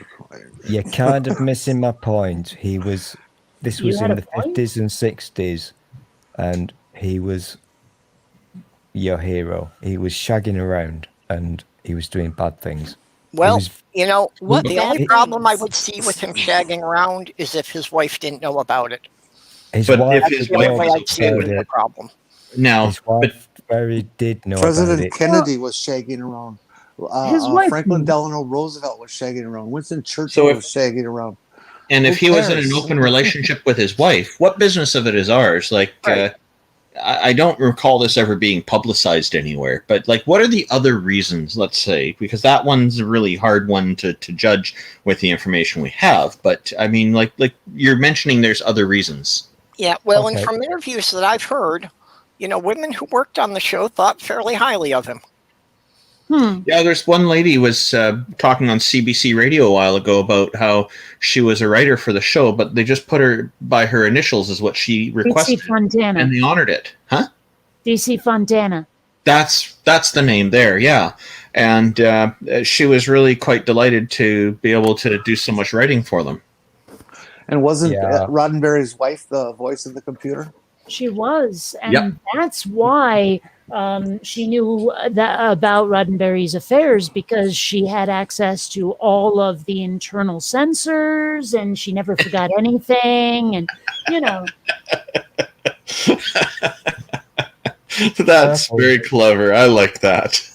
Purple, can we mute Randolph, please? Because I'm totally not gay, but I'm getting aroused when he does his Takei thing. Oh, can it? I don't want to sound like a queer or nothing, but I really love shagging women. Okay, I'm going to leave this, and I will not come back to it. But Roddenberry was an absolute C word. He was a very, very bad individual person. He was a Canadian? Yeah. What? That's a C Short off, word. Great pun, man. Great pun. Yeah. Right. Stool. We would love you even if you are gay, so don't worry about it. Hmm. You don't have to make that disclaimer. You know I think what? I'd love him better if he was gay, because then he'd be like significantly less pervy in my direction. Can I ask a question? I'm not a No. pervy, you dick. Can I ask a question quickly? I'm not Not gay. but pervy. You I'm keep try- talking about mermaids in a sexual See, fashion. you're making that I disclaimer don't again. wanna You don't be have gay. to do that. I don't want to be gay, but if Randolph does that accent again, Yes. My Canadian accent? no, do the Takei thing. No, here in Canada, we don't have accents. It's just the rest of the world that does. Oh yeah, I'm you talking for the betcha. people inside Oh, chat. my. They want to hear you do your Takei. Oh, Oh my there. George Takei. Okay. I'm kind of going lazy on that one. Sorry. Yeah, this one- Ah! Oh, that's fucking terrible. Take it away. That one's for you, Doorknob Head. I think this will give you a laugh. Oh my gosh, I'm gonna fucking shit the bed after What the watching hell was? this. Oh What my the hell was gosh. that? What was that? It wasn't weed. Hey, Shaggy. This isn't weed. Come on, show it again. Oh, show it again? Okay, I got to bring it up again. Hang on here. Let's see. Well, I at least I have warning this time, so I can put my hand up and not look at it. What is it supposed Find to it. be? Okay, I found it. No. From my meme it's collection. Here we go. scary, and I don't like it. Okay, Kate, close your eyes. We'll tell you when it's gone. I'll just switch tabs. Shaggy, this isn't weed. What is that? Why is this? That's so- Fred from Scooby Doo with a messed up looking face. Oh, I don't know what they did to him, but they didn't like he use had his weed. I can be face- sure of that. It's like he had his face shoved up somebody's ass for a really long time. Yeah. Oh my! Okay, Kate, it's gone. Yes, Thank he you. Did it. He did it. I wish I could do that. Oh my. I Well, can't- maybe you could imitate another voice. I like cheese. I like cheese too. Oh, you like cheese, do you? Oh, now that's a good imitation.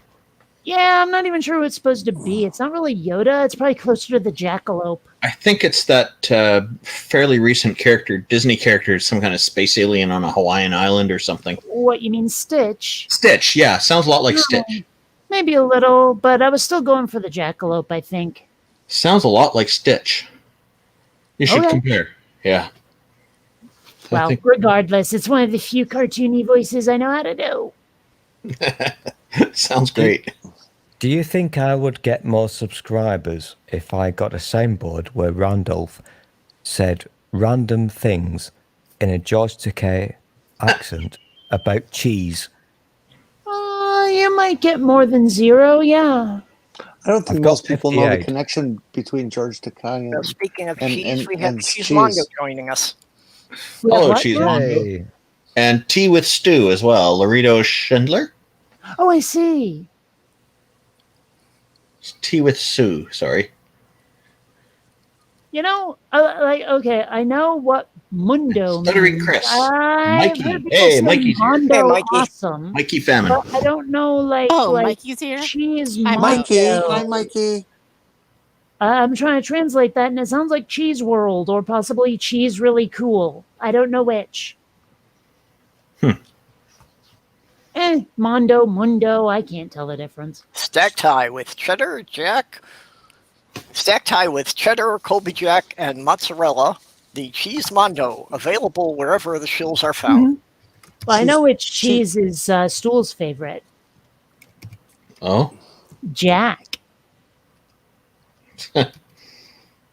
She's What she's does that pretty nice, mean? but she doesn't, really get into me. So, oh well. I don't know what that means. Is that an insult? Depends how you look at it, I suppose. Well, of course he doesn't know because Stool doesn't know Jack. Oh, there you go. I mean, I was thinking more like off. But now, rather was that than a tag? but Was that a tag team zinger? Did you two plan that? Or we did not plan that. That was entirely impromptu. wow. Yeah.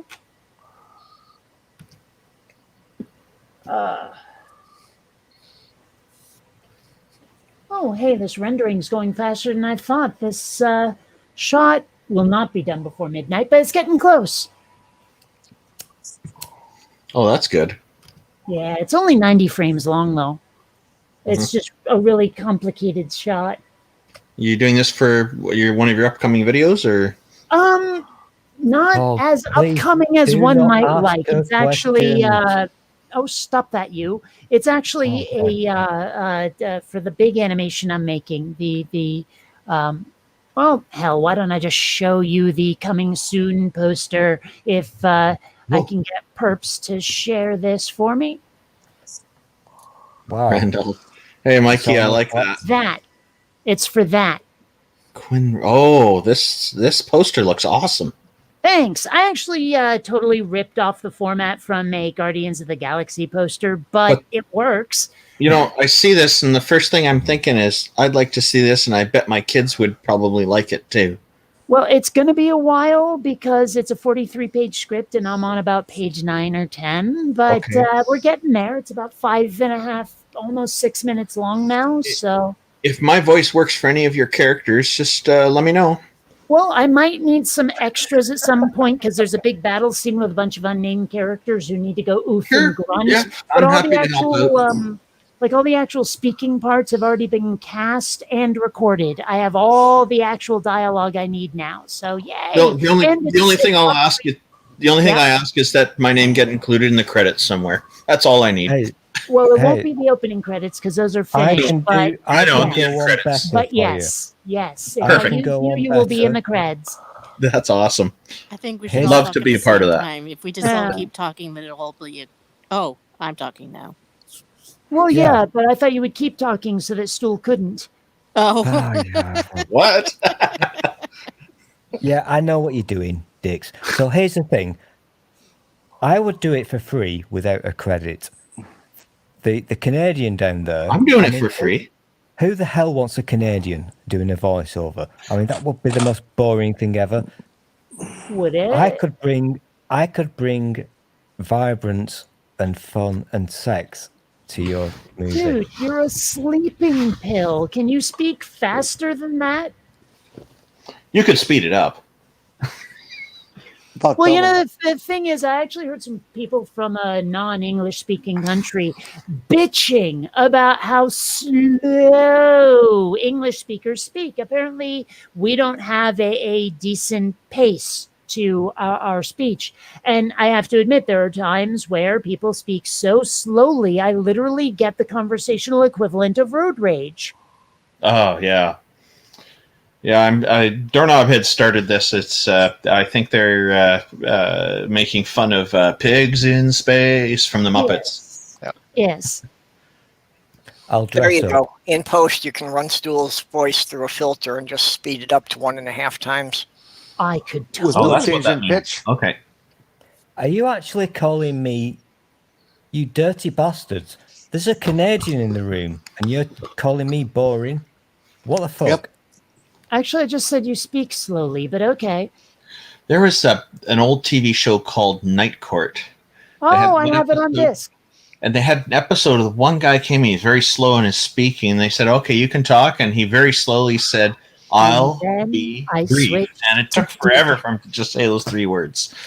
Well, I remember at one point though he's telling a story, and like at the end of it, he goes, "And then I switched to decaf." Yeah, that's right. That's right.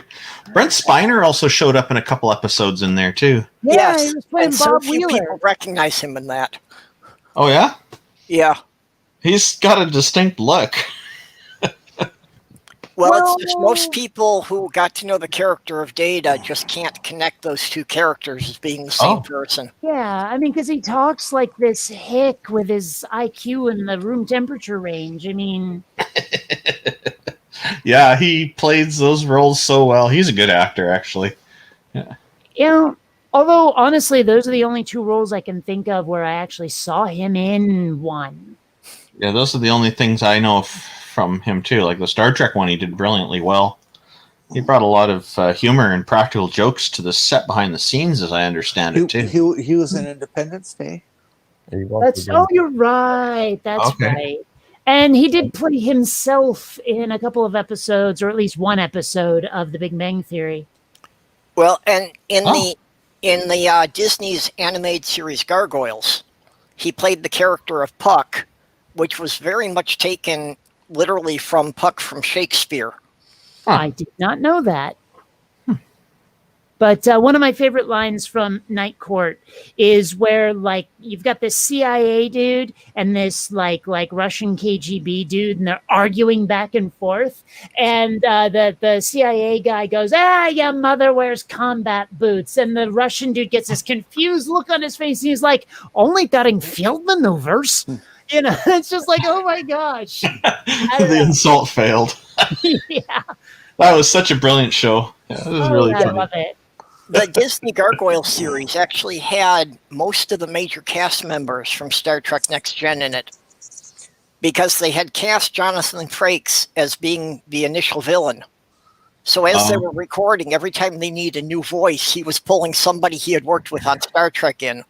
Oh, how they nice needed of him to female do that. villain, he got Maria Sirtis to do it. So then later on, then they wound up with having Data and having Patrick Stewart in there. That was nice of him to do that. Bring his friends in. Yeah. They're getting a lot of actors from Trek to guest on the Orville as well. Yeah, I've noticed that. The Orville's a wonderful show. Oh, I adore it. I like it. I think they rush through the philosophical decisions too quickly, but other than that, I really, really enjoy it. I mean, honestly, I think that no. it's better Star Trek than Star Trek, and a Yeah, lot of the in many shows, ways. especially in the No. second season, a lot of the shows were tearjerkers. A lot of the Oh. shows were very insightful. I loved it. No, you dicks. Stop thinking about it. Stop You don't need overthinking. to insult It's a us. Just comedy. tell us what you think. It's a comedy. Don't evaluate it. It's a fucking comedy. No, that's the thing, though. It's not, because Seth MacFarlane actually wanted Yeah, to real it Star is. Trek and didn't think that anyone would take him seriously because of all of his like Family Guy and Ted and all that stuff. And so he made a comedy Star Trek, except he didn't It's really want to. Orville. Which is I would why say- after a while it started getting more Trekky and less Yeah. spoop and fart I would- jokey. To my feeling on the Orville is that it's Star Trek. It's like Star Trek with a dash of humor. It's like Star Trek without that stick up its ass. Yeah, that's corporate getting in the way. I don't think it is. I think it's pretentiousness getting in the way. I mean, Star Trek with the moral messages and Yeah, everything. in other words, corporate. Handed. Corporate is I pretentious. think that's exactly what Roddenberry wanted, was that heavy-handedness to it, though. Where, because like, there's that story original about series he how did. Nichelle Nichols went up to him at one point and said, "I see what you're doing. This is like social commentary wrapped up in sci-fi, in it." So that was totally part of his goal. Oh yeah, like that was Well, it the was- original series. I agree with that. I think things lightened up a bit with the Next Generation, though. It was a drama, and it's drama he in did the cover 60s social was a issues. drama. And he covered social issues by Well, using that was- alien species, like the ones that were black on one side, white on the other. Yep. And there was a racism problem going on because they was flipped around with the others, and you didn't really realize it until near the end when they figured out that's what's going on. There's a racism problem, and he wouldn't be able to actually get people to think about it if he was just using human society, right? So Yeah. he had to use an Well, alien that was society. the idea. Put it through very well. Yeah, Yeah. was that the members of Starfleet were supposed to be advanced beyond this, so they didn't understand these primitive concepts that they kept Oh, yeah. encountering. Yeah. Well, I have to say, though, like, back to the Orville, there were a couple of episodes where, honestly, by the end of it, I wasn't sure if I was going to have dry eyes. Like the one where Gordon, like, they all find the time capsule, and Gordon ends up falling in love with the woman who put her cell phone in there, like the simulation he created in the Orville's equivalent to the holodeck. He, like, totally falls in love with her, but realizes that they can't be together for so many different reasons.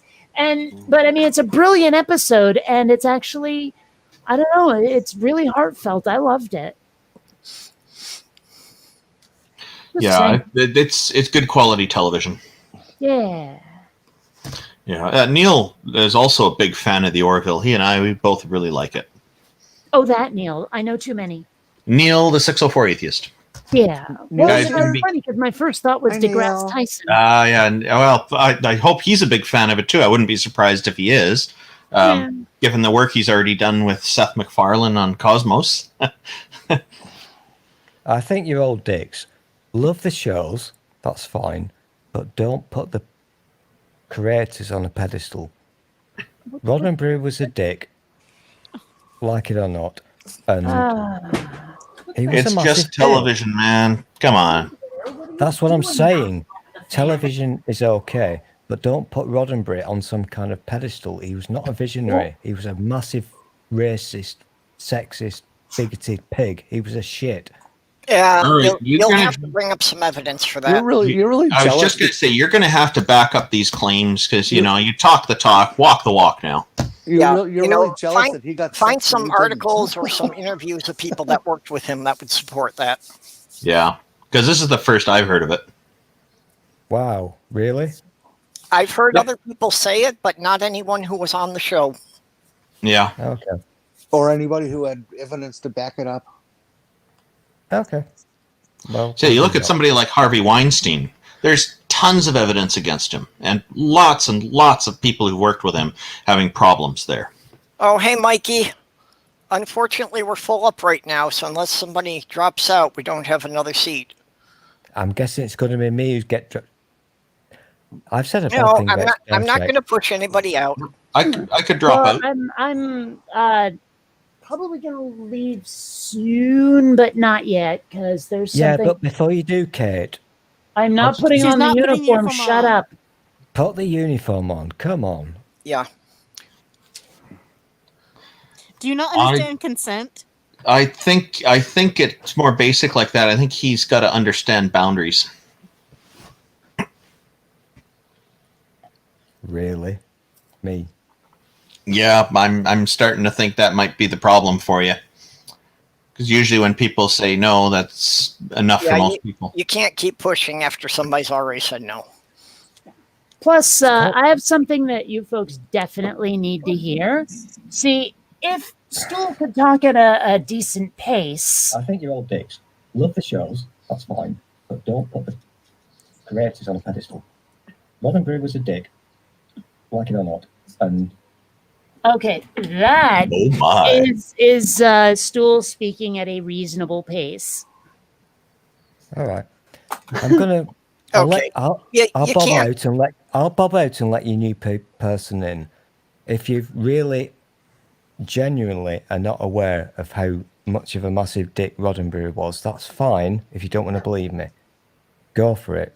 But he was a dick. Trust me. Yeah, I you got to know he back up those wasn't claims, actually man. extraordinarily large, but not actually as dense as you're saying. So maybe he wasn't a massive dick. Maybe he was just gigantic. Ask his wife. These are not Well, she's things dead. that are, ask his. It's documented. Ask his wife. He was a dick. She's dead. Where is it dude. documented? She died quite some time ago.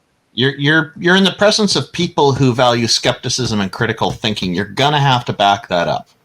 Yeah. Yeah, If it's that's documented, really. just show us the Okay, document. if it's documented, can you at least give us a link to a website where we can see what was written? Right now, no, I can't because I'm not prepared. I'll come back for it. later with it then. Yeah, Well, we Alright, can just drop keep it in it the in Twitter mind. later. Yeah, I'll future totally do episode that. or whatever. Yeah, we'll take a look at it. Yeah. Okay.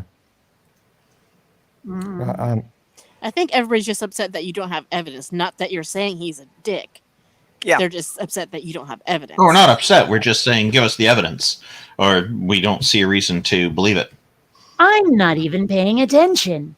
A 13-year-old has achieved nuclear fusion. What? What? A Like 13-year-old in their boy stomach? genius. I You should see remember reading about that like 15 years ago or something. Is that just recycling an old article? No, this is a fresh Because thing. before it was a hoax. The one from 15 years ago. I am so sick of the word hoax. Yeah. Taylor Swift has a song called Hoax in her new album. Wait, you said Taylor Swift, did you? Uh-huh. I think I might actually have some of her music on my computer. Yes, I do. 2 songs. Okay. Does any of it sound like it's from the 80s? Not really, Ah. but if it sounds a little bit like it's from the 80s, that's probably why I enjoy it. She wasn't alive in the 80s. Oh, I'm not saying she was. I'm just asking if it sounds like it's from the 80s. Well, I mean, she's one of those ones where, like, I hear the name all the time, but I can never remember which one she is because she's like all the others. She's the brilliant one who actually knows music, knows business, and doesn't like Trump. Apparently, she's just brilliant. I do wonder about that sometimes when you have that musical artist who doesn't seem to have like a band where it's just them, but there is a band, they just don't seem to get credit or anything. Like Madonna definitely had a band, right? But what I wonder is, did she write her own songs, or did she have one of those like services write them for her and then she sang them and that's what made her a star? Could be a combination of the two. Taylor Swift plays about a half a dozen instruments and writes all of her own stuff, but does collaborate with a lot of different people as well. But does she prefer Star Wars or Star Trek? that I'm not sure, but she does. I'm gonna guess it's probably Star Trek, but she is a big supporter of or the Orville. I do love it. I am speaking. Whoa! Oh my! God, wow. She is a very big supporter of the LGBT community. Yeah. I thought she was actually kind of petite. I don't know how big she is. I think I heard she was like 5'10", but I don't know. I don't know. So she is a big supporter. I need Randolph to teach me how to do that because that is so awesome. Oh. I mean, it's perfect. It really is. I don't know how I do that. Somebody type into Google Taylor Swift height, and it'll tell you right away. A very stable milking stool. Mice. It's a very stable milking stool. Crap. I so want that. Oh, well, that's because I typed in the wrong thing. Taylor Swift. Bionic Dance. As one word. Purple rhymes with orange. Fine. I'll do it that way. Taylor Swift. Hi. She's 5'10". Coming soon. She is 5'10"? To a stream near you. Yeah. Randolph, you said a very stable milking stool. That's not what his name is on here. Oh, what's his name on here? Oh, sorry. Oh, my. What's his name on here? His name is Stool Sample.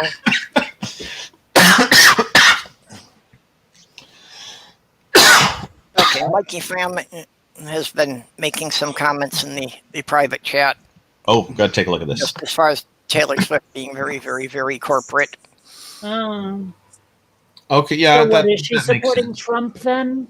Well, how could she? She's in support of the LGBT community. She's not supporting Trump. Well, if someone says corporate, that's where my brain goes, okay? There's plenty of corporations that are on the Democratic side rather than the Republican side, but let's not delve too deeply into politics. Yeah. There you go, Randolph. There's his name. And Mikey Hammond said she's 5'10". Over the Centauri. Yeah, Mikey said she's 5'10", and Spooky gives it to you in metric, so whatever works for you. Yeah. Really? Spooky yeah, I did not realize she was that tall. Doing that for us. 5'10" would be 100. She's taller than I am. 178. 178 centimeter. She's taller than I am by half an inch, but she's still taller than I am. Taller than me? Yep. Yeah, that means she's about an inch taller than I am. I'm built like Xena. Ooh. What? So I might head out here soon if nobody else is heading out, just to make some room for Mikey. Before you leave, can you say what Stool's name is here? Julie Garland's pubes. You don't want to say it? No, that really is literally what he's called on here right now. Judy Garland. I just want to hear Randolph say it. Julie right there. Oh, Julie Garland's pubes. There we go. I mean, yeah, you're right. It should be Judy Garland. Stool got it wrong, or maybe he intended to get it wrong. But it says Julie Garland's pubes up there.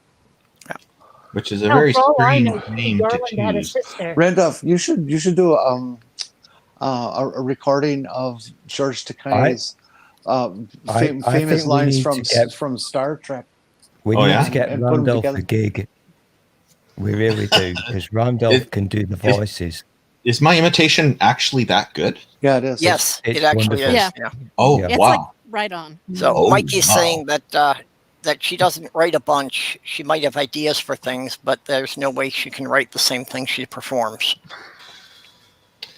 Okay, if nobody else is going, I'm going to head off just so that Mikey can get in here. Okay, Well, well, thanks for my- coming. Or maybe you can put me backstage, because I'll just hang out backstage for a bit. The Okay. shot that's rendering on my Hey. computer is on 80 Oh, of he's 90. gone. So no, 81 of 90. So when that finishes, I might take off. Oh, Oh, fuck. Mikey's he's here? gone. And now I'm I've got a guy If with a Mikey's better here, I mic might than have to me. leave. Okay, Hello, well, hello, Randolph's hello. just hanging out backstage Hi, then Mikey. until somebody else goes. Hey, Jen. Hey, I'm Mikey. in Purple. backlighting because Hunter. I'm in my underwear and I want everybody to see. Thanks for being patient, Mikey. No problem. Mikey, I'm getting really paranoid because Randolph was doing his good voice things, and I can see that you've got a nice mic. I do. So really don't piss me off, okay? So let me start off by pissing you off. So what did you hear about Gene Roddenberry that I haven't heard? Seriously? Oh, you're gonna twat me again. Listen, Well, I was waiting to get in. I was being very patient, as Purple said. you know, whatever. I'll provide the evidence. Let's not do it now because we're trying to be happy. just what did you hear? I mean, I have a laptop right here. I can just search what you're talking about. I don't want to do this. I really don't. All right, Seriously, no I don't problem. want to do it because I love you people so much. I don't want to have an argument, but Well, that's the good thing about the people that you're surrounded by is that people can disagree on things and not hate each other afterwards. We just disagree. No, we Yeah. can't. And Shut we're up, not, you. and we're I not, did. we're not disagreeing with you at all, Stool. We're just Hey. saying, just show me where it says that. I'm not going to do this. Citations. Purple, can you make Mike big, please? Make Mike big. Noble spirit embiggens the strongest A little man. rubbing should do Thank it. you. Here's the little thing, rubbing. Mike. Or actually, smallest man. Hey, A little Robbie. listen, I'm British, I'm a dick. So here's the thing, Mikey. I've never talked to you before. How are I've you? seen you, and I've heard I get you around. before. I get around. I've watched some of your stuff, Uh-huh. and you are rather cool. Thanks. I like what you do. Appreciate it. He's worried Well, about I'm- where this is going, Stool. I am very Well- worried because I'm worried because I don't want to have an argument with you people about Gene Roddenberry. Seriously, let's move on. Really, let's move on. Why did I have to be All right, full screen Mikey, for this? Mikey, would you I, look up, I, Mikey, would you look up I something cannot- for me? I can't compete Look with up Mikey. Gene Roddenberry. Gene Roddenberry is a bad person. Listen, punch I'm that into struggling Google. here because I'm not as sexy as Mikey. all right, all right. I can't win. I do No, have so- something okay. to say about Star Trek, and I won't mention Roddenberry, okay? So tell us about all of the different female cast members who felt that certain members of the senior staff of the show were not treating them well. I don't want to do this. I heard that Michelle So- Nichols said so some this- things about. I really don't want to do this. I really Some of don't the want to oth- do this. You Other show started people. it, Stool. So- Don't hand so- someone a gun unless you're sure where they'll point it. So Hey. here this is a learning moment, right? Because you said something that was maybe a bit off color and maybe you didn't have all the clips and data to back it up with. So this is now your chance to learn and grow. Maybe don't say things like that because Hey. when people question you and you're like, Yeah. I don't want to do it now. It's like, well, you kind of already said it. So we Yeah. just have to be responsible with our platforms and just be generally nice until we have enough You- evidence to properly volleyball spike somebody into the sand like they deserve. And I You- felt like if he deserved it, he would have got it. You don't know me, Mikey, do you? But here's the thing. I don't make flippant remarks. Fuck you. What? You're constantly telling me to put on the uniform for Yeah. my mermaid with a Please, raspberry or Please, whatever. can we let this drop? I'll go back to it in a future thing, but not right now. Okay. Let's just drop Someone's this kitty one. is very happy. Let's Who's just that? drop What it. that a cat? is? That's a kitty. I really like Mikey's background. I Thought thought it was really cool. Jello burbling. I thought it No, was it's my re- cat. I thought it was really greasy farts. Oh my god, someone had the bean burrito surprise. Bruh. No, I was. Oh, speaking of which, I'm wondering what to do about my cats because they're like Columbia is stealing out of Xander's bowl. I recommend And, I want to soup or separate them, but the thing is, I don't know where to put Xander's bowl that'll be safe. So I don't know. Is one bigger than the other one? Oh yes. Columbia's about 13. Xander's not even a year yet. Kate, I would suggest either a stew or soup. Maybe put like the younger one's food up higher so they have to be like all cool and athletic to get it and they feel better about getting it up there. And then they're like, I don't want the old people food on the bottom. I want the cool people food up on the top. Yeah, possibly. I mean, Columbia doesn't use the kitty tree much anymore anyway. Or you could just try a very basic barrier, like, actually just Separate. have a board standing up and putting the dishes on opposite sides of the board. There is, but Columbia goes around. Okay. You Yeah. can feed them in different rooms or get one of those microchip. Well, see, that's I what I was saying is I'd like to move Xander's bowl, but there's nowhere that's not like on carpet that's like far enough away, that you or wanna put anywhere that I won't stub my toe on it sometime. I have 2 kitties now. They came with my fiance. Package deal. And the kitties, both of their food bowls are now in our downstairs bathroom on the sink because if I put them on the ground, my puppers will eat all of the cat food because he thinks that shit tastes delicious. Can't get enough of that there cat food. Love to eat it all day. And he's big enough to bully the cats away from the food and just eat all of it. So we had to hide their food up on top. And then the one girl cat is, bless her heart, she's dumb as a box of rocks. She is still looking for her food in its original location, which has been moved 8 months ago. She's still I have to pick her up and take her to the food every fucking morning because she just will not go to the food. Confused because Mikey said poppers. Jenny woke up. I'm saying nothing. Puppers. Like puppies. Yeah, poppers. Oh, okay, you're American. You don't know what poppers are. Whatever. Yes, we I know know what they what are. poppers are. I just didn't say poppers. There's a difference. Subtle, but there. Jalapeno poppers. Purple, my friend.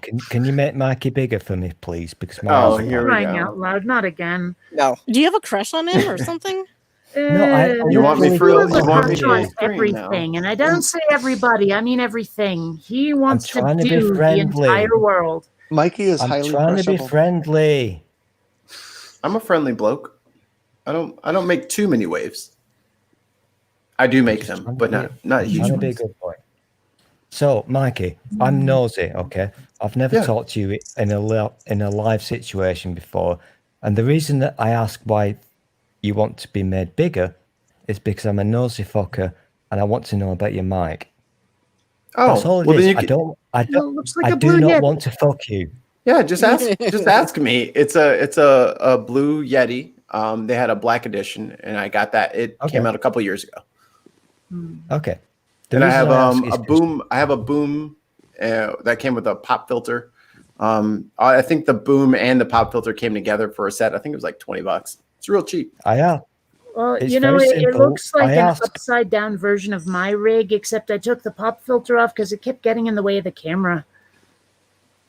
Yeah, luckily enough, I have a large enough like space so that I can kind of like have it do like a arcing boom thing. So it's in the shot, but it's not. I mean, I could probably get it out. Let's see. Let me mute. Well, I mean, the microphone is in the shot of almost all my videos. It's just the pop filter kept getting in the way. The only reason I ask is because your audio, because I'm a nerd, and your audio sounds very No, nice, doorknob. Mikey. That's the only reason I'm asking. Stu, your audio is excellent tonight. Oh, you're a pervert. Shut up.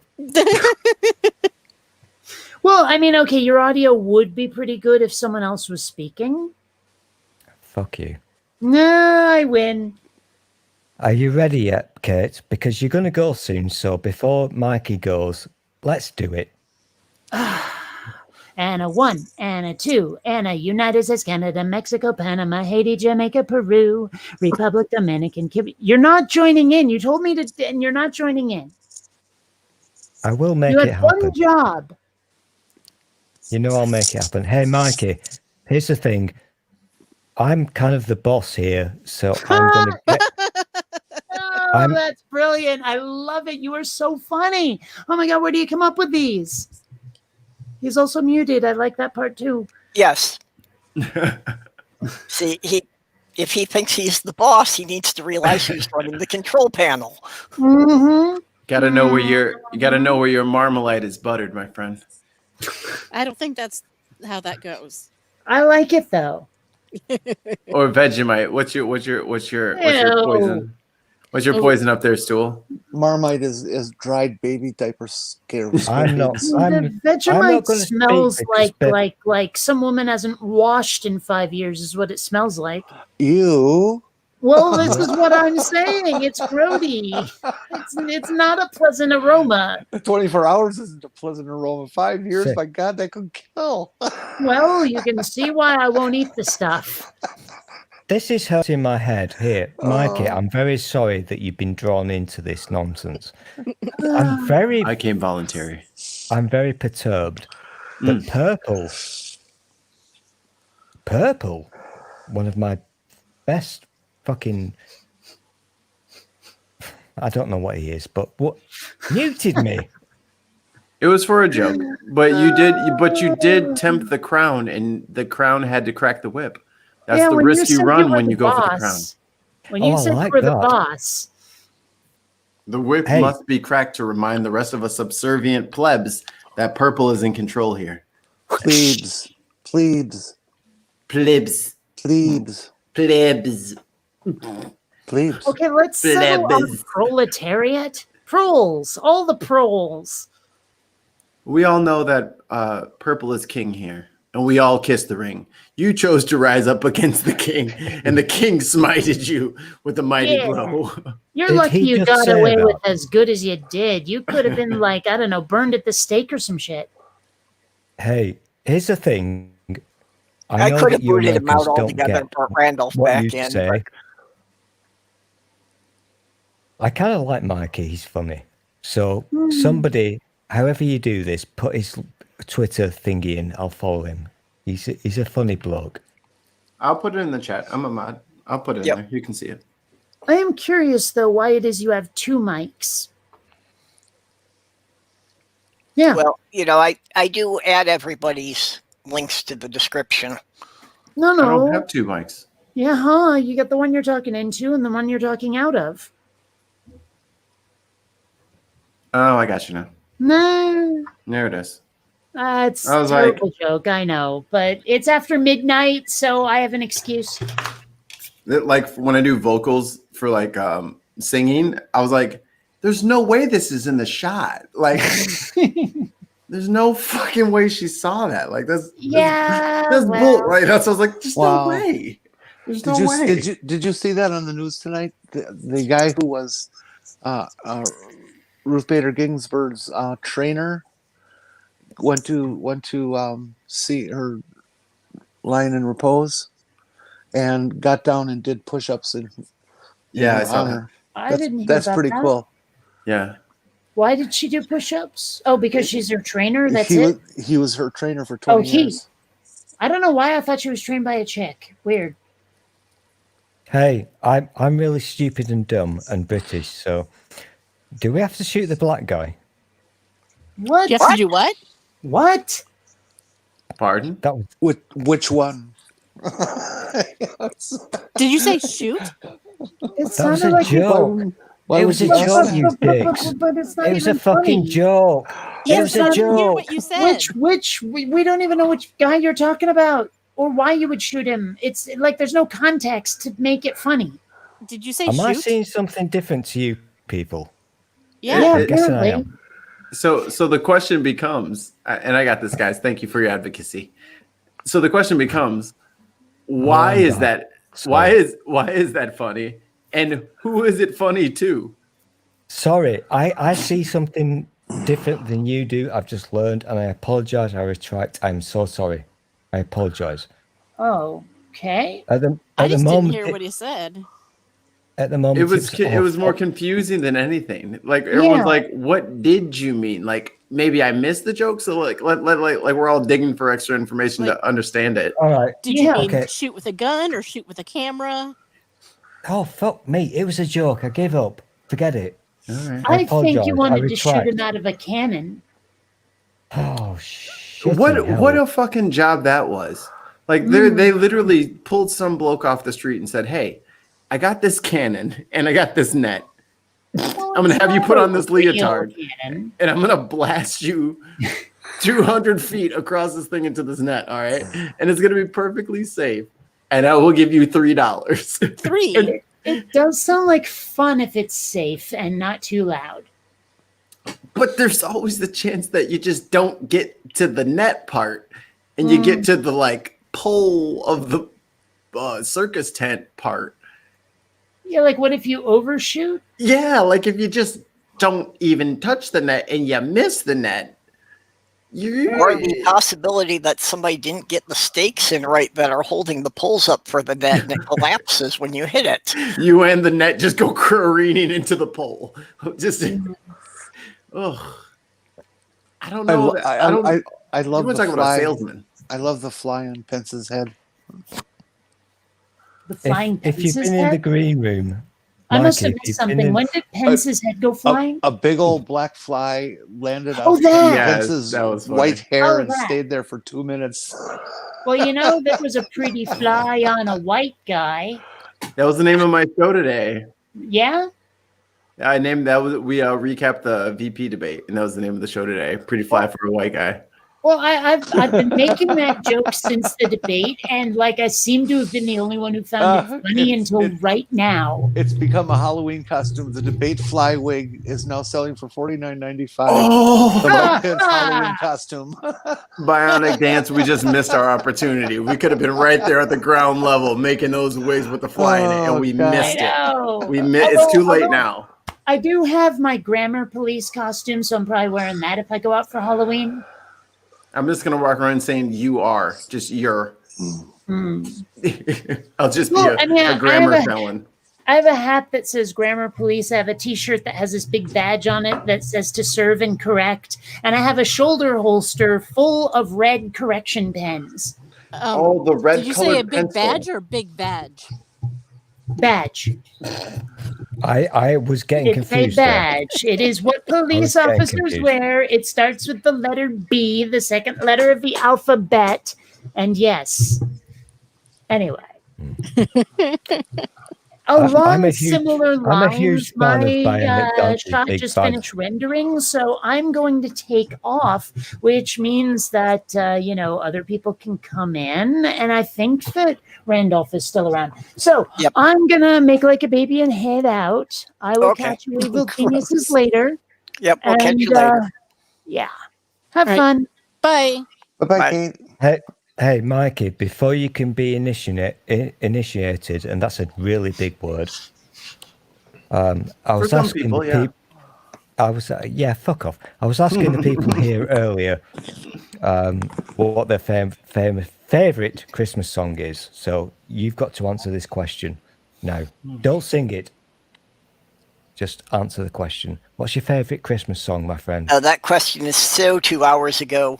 That would be the Die Hard. That would be the Die Hard theme music. The Gremlins theme song.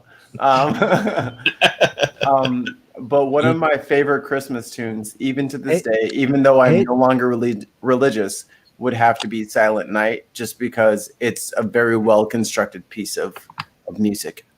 Yeah, actually, that is a beautiful song.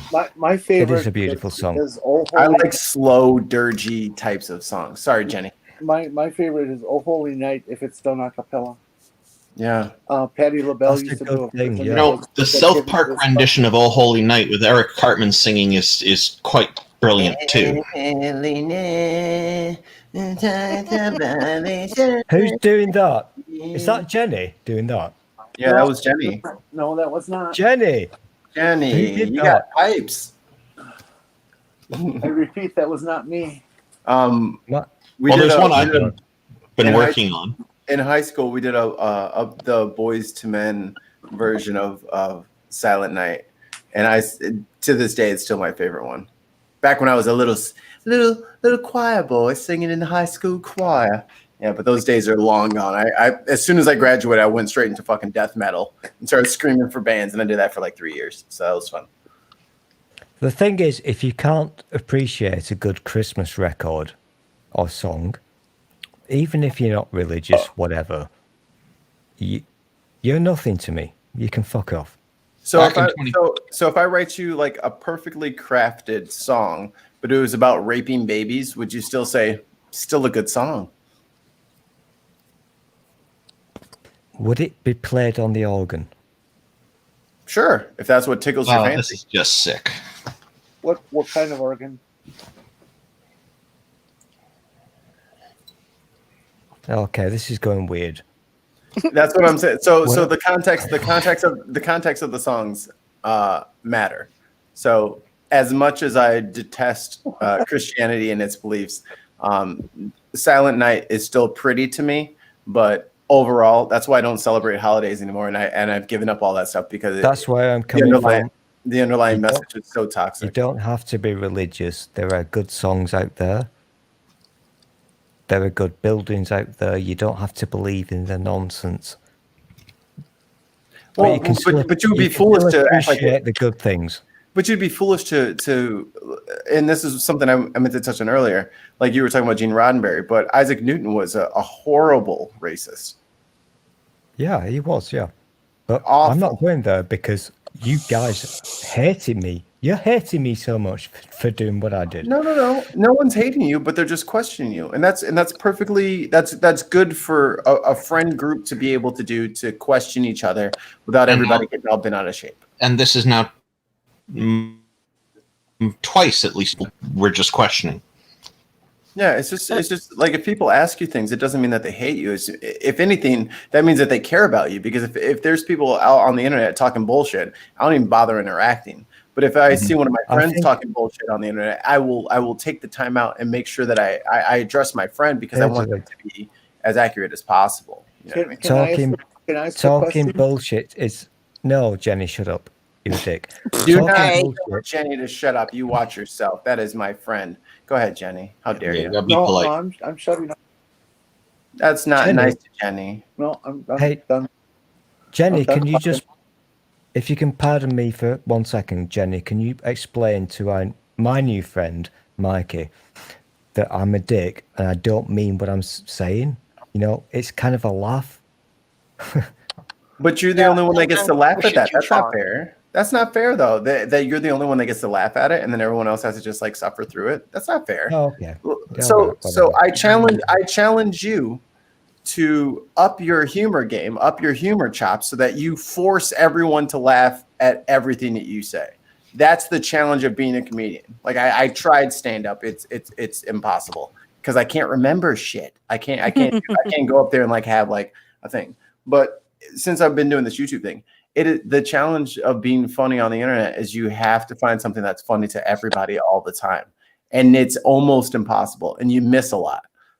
So you have to say sorry a lot. But then you nail one of them, and then you are on Mount Rushmore and they can't touch you. So it's a dark game, but you'll get better over time. I don't think you gotta be funny to everybody all the time. How dare you I think- interrupt me when I'm bloviating? No, see, there you go. See, I just snuck that in there. It's funny, and no one's hurt from it. I think that people have different senses of humor, and like some people like puns. I think they're stupid. Oh, dude, me and puns, I will fight. And anyone who wants to bring up a pun right now, be prepared for fisticuffs. Yeah, and I just don't think it's funny. So if somebody else likes puns, then they might like that humor. I missed the pun, but that's okay. I was Yeah. literally just laying that up so anybody who wanted to throw a pun in there could throw the pun in there. Hey, Purple. No, I This would is agree with going- Ankara, though, that you're really not This- going to find any joke that everyone will find funny. Purple. You This see what is going really badly. Darnard just asked? Really, really badly. Jokes that are funny to everybody. You mean like dead baby jokes? And then Jenny starts cracking up. Jeez, Jenny, the dark side of humor is upon us. It has gotten very blue in here. You know what is funny, though? People slipping on ice. I have never seen that and not laughed at it. Up here in Nelson- Canada, we get concerned about people, want to make sure they're okay. Yeah, I don't laugh at other people's pain unless it is self-inflicted and it is something that someone had warned them about before they did it. What if someone trips up the stairs, which I do almost 15 times a day? Because you never really hurt yourself because you're only falling down about 6 inches. And then you can always catch yourself. But it's kind of like that, damn it, too many steps. We'd still feel concerned for you. Yeah, no, I really don't laugh at those kind of things. All right, all right. I Tough always cringe We're seriously carrying people. when I see people falling backwards and hitting their head. I knew a person who fell that way and died on the spot. What if I someone saw- laughs too hard or they sneeze and they fart at the same time? Never done that. You've The never Father, seen, the Pun, and the Holy Ghost. so you've never Doorknob seen head can make someone- everybody laugh. You've never seen anybody sneeze really hard and then accidentally fart at the same time? No.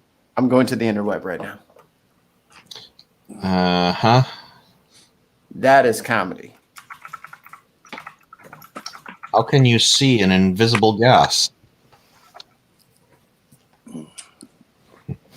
You're not seeing the gas, you're seeing the person hit. Ah, okay, that's what it is. There's an animal fart fucking compilation, which I am not clicking on. I do not need 10 minutes of animals farting. No, thank you. My cat does not fart. I think it's funny that somebody took the time to actually To put it all together. Well, cats and dogs' reactions to it sometimes is funny. My dog turns around like I did it. He like stares at me like something from like, that was your butt, little man. Don't, no. The bowels. Mikey's going to the bowels of the interwebs. That's true. Oh, come, all ye faithless, doubtful, yon free thinkers. Don't sing that. Oh, you don't like that? Okay. I love it, but don't sing it. It's a parody I wrote in 2015. Oh, come, ye skeptics, teachers, and atheists. Come and Hey. challenge claims born from Randolph. superstition. Randolph, there are very many wonderful Christmas songs that we can sing without breaking copyright rules. And many of them, I'm guessing you could do in the voice of George Takei. Oh, my. I love my That Randolph. is a great idea. Did you know That's he was awesome. in the internment camps as a child? Yeah. He was, yeah. Yeah. That's so crazy to me. Mm. And that's one thing like that Americans kind of forget about is how closely our far away history. Oh, that war that was so long ago.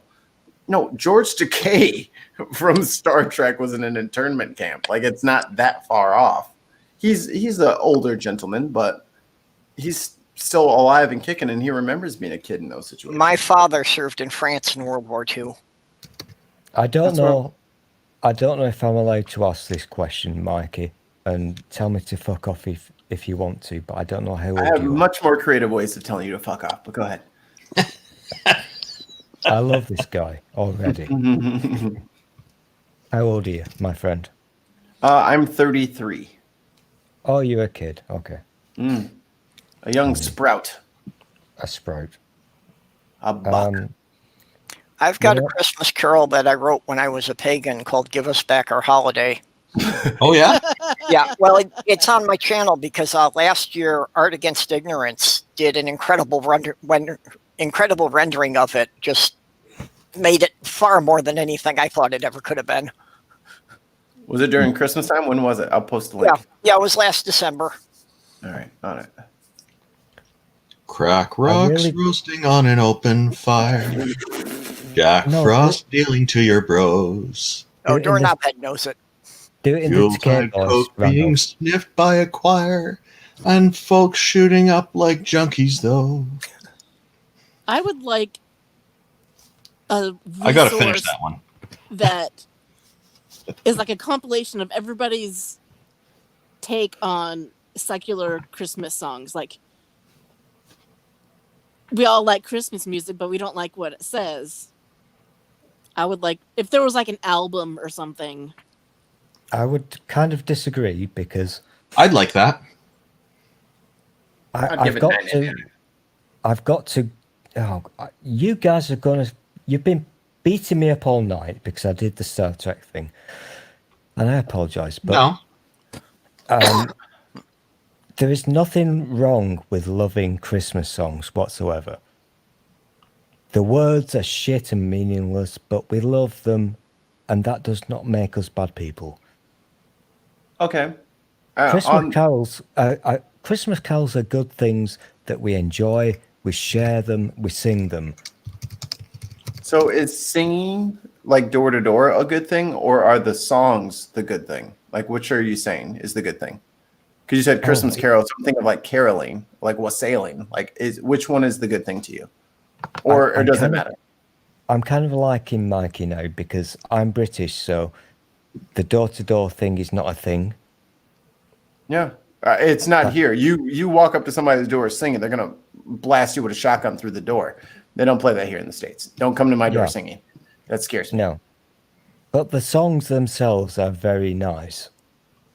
We have to agree on this, I think. So when you say nice, and I'm gonna keep whittling down until I figure out what is the thing that you keep. Like this guy. Yeah, I know. Like this guy. I'm like a prosecutor in this sense. So the things that you like about the songs are : Tell me, what do you like about these songs? Okay, that's a good question, Mikey. Thank you for asking me that. They're very traditional, and they make people happy, and that's basically it. There's no religious connotations for me whatsoever. They're just things that people sing where people come together for one day in a year and they forget all their troubles. Okay, so it's a bit of escapism then. He's difficult. It's just like, like when the world is burning down, but everybody can come together and root for the same football team. Everybody can cheer on ours. Yeah. It kind of, yeah, but I'm not saying that I'm necessarily into that kind of thing. I'm saying that's what other people do. It's a way for those people to come together. I couldn't give a shit, to be honest, but I think, in my opinion, that's what brings happiness. Because Christmas carols, even if you pretend to be religious, most people are not. It's kind of that unifying one day of the year thing where we forget everything and we pretend that the world is nice. So it's not the Christmas trees and pie like Eric Cartman says? Because that's a very interesting distinction that you bring up, because hanging out with people that you haven't seen for a long time, having some good food, couple of mugs of that old eggnog, just kicking it back and relaxing with the family and loving on each other. That seems perfectly acceptable. But I think that's very different than the Christmas that the church adopts, which has kind of co-opted it. So Christmas time versus Christmas is like two totally separate things. So I think like church kind of tried to sneak their way in when they make everything about Jesus and the birth of Jesus. Blood. Yeah. And I think they kind of spoil it for us atheists who may love a good tree and some presents and ornaments and the Yule log and all the fun times that come along with the Christmas time celebrations. But which were not originally part of Christianity. Yeah, And that's a still whole aren't. Saturn. That's a whole Saturnalia, and then they stole That's shit the from the whole Norse. And then Co-opting that you talked about, yeah. yeah. So that Yeah. I think for I'm the liking mob, what it I'm kind of like liking what ruins it. Mikey's saying, because I'm British, so I've not been indoctrinated with the American whole religion shit. Oh, I'm sure we've corrupted you guys as well. We're like COVID. No. We're all over It's the place. corrupted. It's Christianity's corrupted the whole world on this.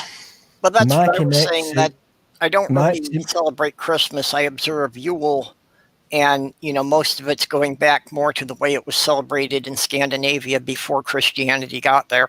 Yeah. Mikey makes a very good point, because if you can get rid of all that nonsense, the religious crap, it's about people, family, and the people that you like or love.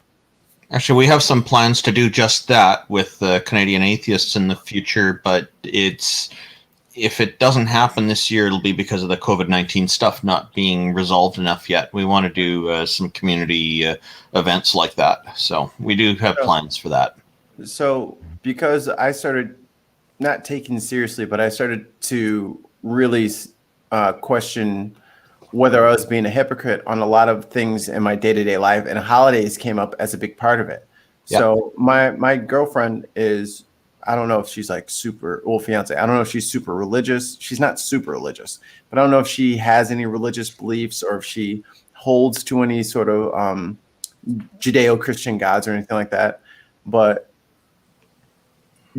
day by day, week by week, she feels so loved. She feels so much fellowship, even with just me, or if we have people over, we have such a good time, because that same Christmas feeling, that Christmas time, the trees and the lights and the snow and all that stuff, yeah. I make sure, because I will not provide that for her. And I've made it abundantly clear that I'm not, hold on. I've made it abundantly clear that I will not put up a tree and do the whole song and dance bullshit, because I don't think it's ethical. I don't think it's right, because the message behind it is been tainted in a way that I don't feel right doing it now. You know what I mean? So I make sure, like for her birthday was 7 days ago, a week ago. She couldn't even think of anything to ask, because I make sure that every time that I have a little bit of money, it's your birthday. Every time you want to go out and do something fun, we go out and do it. So for us, every day is a holiday. Every day is a holiday. We have a beautiful, fantastic time every day. Every day is special to us, because it's another day that we get to spend together. And it's another day that we can take the fruits of our labor responsibly and get something that we want. We want for nothing, and we don't have to wait for a holiday to get somebody something that they've been asking for. Hello to Godless Sewing and Robert X in the chat. I've just had to switch my camera off, because that was quite beautiful. No, that's She's the love of my life. I love her to pieces. I think that's a wonderful attitude to have in a relationship, and it's very important. And my wife and I are very happy. We're married over 25 years, and it just seems to be getting better and better all the time. So it's I know there's a lot of people struggle with relationships, and there are some people who manage to find just the right person that it works out really well for. And I don't think that she, like, because when we started dating initially, she didn't know that I didn't believe in God or didn't celebrate any holidays at all. Like, I don't celebrate shit. There's not like, oh, it's the 4th of July. Okay, cool. I got to go to work. Like, I don't, like, that's not part of my like vocabulary anymore. Like, I don't even remember when the days are coming up anymore. Yeah, but she just knows that every week there's going to be another amazing, cool, our own holiday. We do stuff with family and friends on these holiday times. We even, like Halloween, and do a lot of decorating outside. In fact, each year we get about 300 to 500 kids come by the door for candy. But we have, and for the Christmas time, we have a artificial tree we put up, and flying spaghetti monster goes on top. Yeah. And that's about the extent of it, really. There's to us, there's no religious symbolism in any of this stuff. but we don't really make a big deal. Well, Halloween make a big deal out of it, but we don't really make a big deal of the others. It's just very calm and easygoing. And Silent Night is one of my favorites as well, by the way. So I think you made a very good choice on that one. It's so pretty. It's gentle. Yeah. I like it with the snow falling gently in the background. It all fits so beautifully. Have you heard the Boys to Men rendition? No. All right. I don't believe so, but I am going to be looking into that after this. I'll give you the if you got a link, just pop it to me on Twitter. I'll take a look. For sure. Yeah. My fiance's favorite Christmas music was the Mannheim Steamroller album. The way I see the holidays is, in most places, it's a colder time of year, and it's darker, and I just see it as the time of, not necessarily on Christmas Day, but that whole season that people get together to get warm, and they want to be indoors, with lights and everything, because it's dark and cold. So we try to do everything that's to counteract that. Put up lights, light candles, light fires, and then get together and get warm with alcohol, with fire, with hugs. That's the way I see the holiday I put season. a link in the side chat to the short video I made on my Yule observance. And that's the main part of my ritual is keeping a candle burning from sunset to sunrise. And part of that is something that I learned from my grandma. Was they lived out on a rural road where they didn't run the power lines out there until I was like 10 years old. And there were times that she would wake up and just find a stranger asleep on the couch because she would keep a lantern lit so that if anybody was lost out there, they knew they could find a house for shelter. Oh, that's really nice. Yeah. And this is something that I want to challenge, like, everyone who's listening and everyone who has the space and the capabilities and the means to do so. That's one thing, like, in this quote unquote war against religion that we sometimes fall short on is during the holidays, the churches make sure that they take care of people. And I feel like as atheists, that is a huge opportunity for all of us to reach out and do more. Like when people don't have nobody to like hang out with on Christmas, and I know they're religious. Hey man, come on over and have a beer with me. I'm bored. I got nothing to do. And I invite them over. Just come kick it with me. Let's play some Nintendo Switch.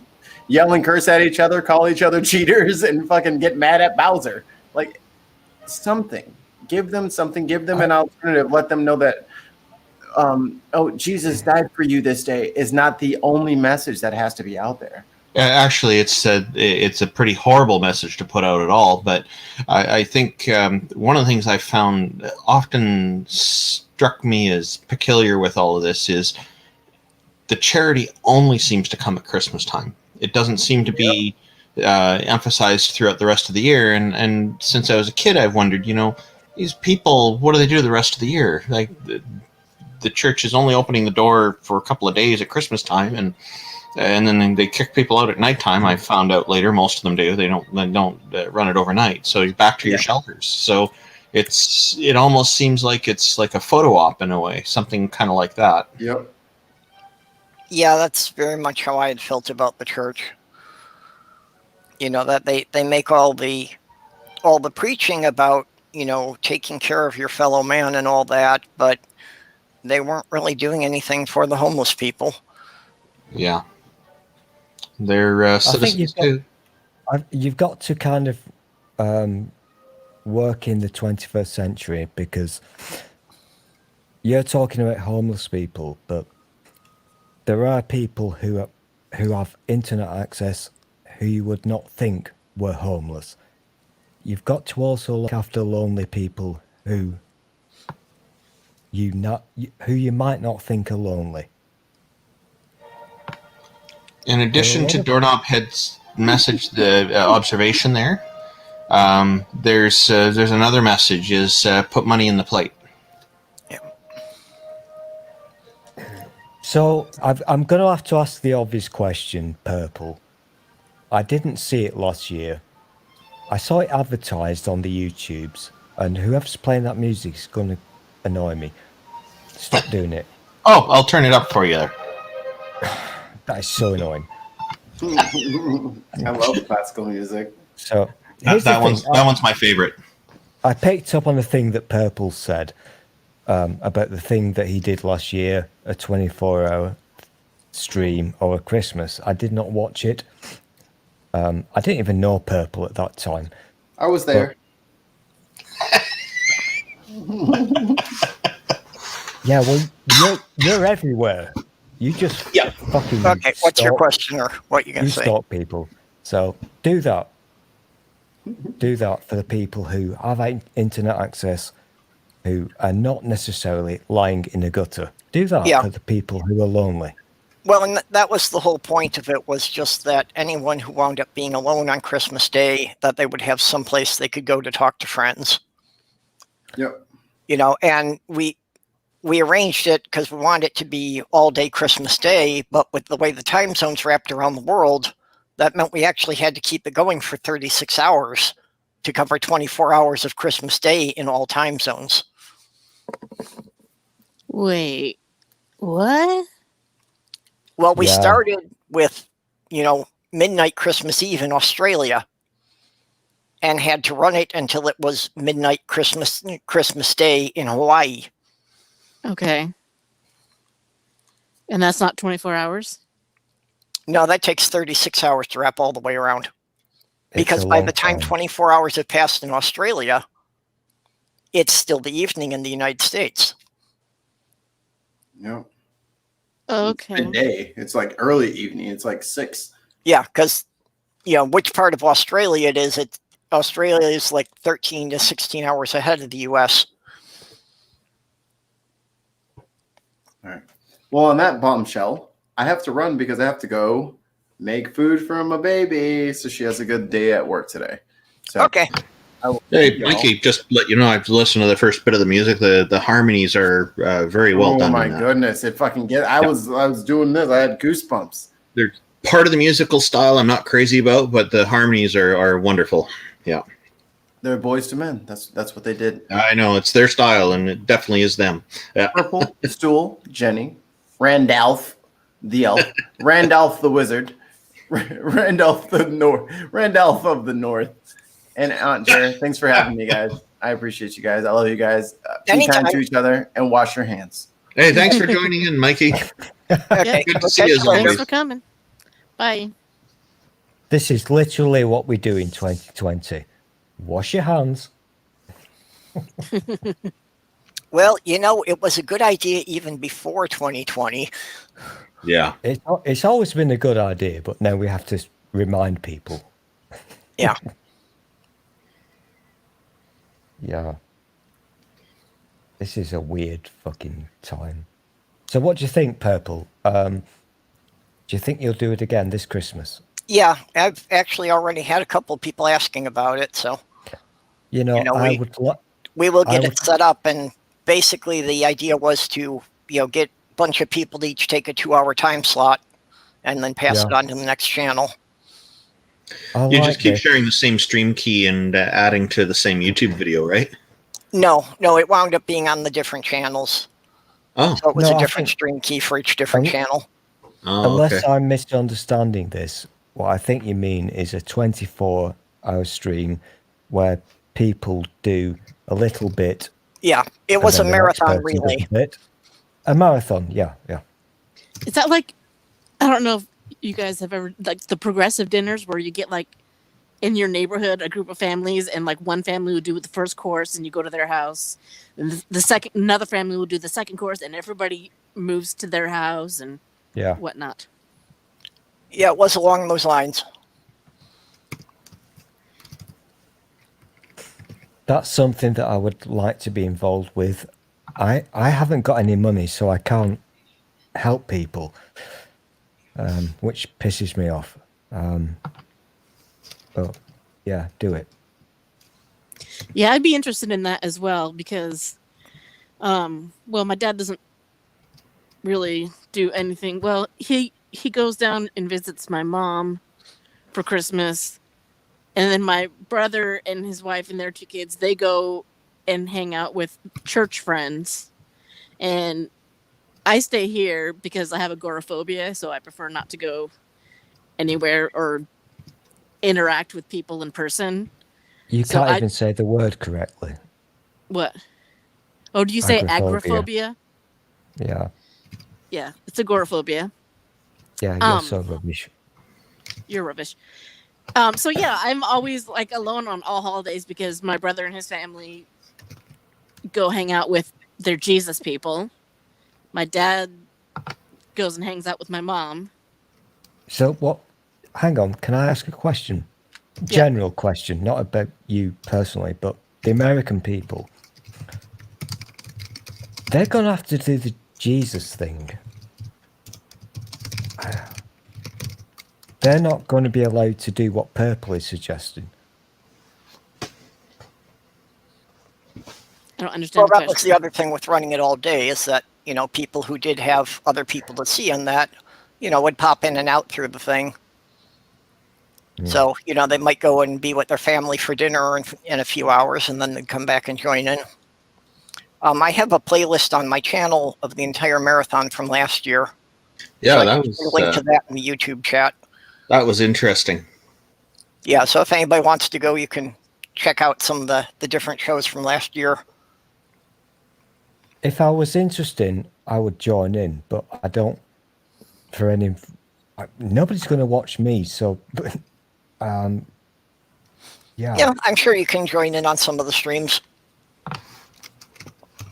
You need to do this, Purple, because there are a lot of lonely people out there on Christmas Day.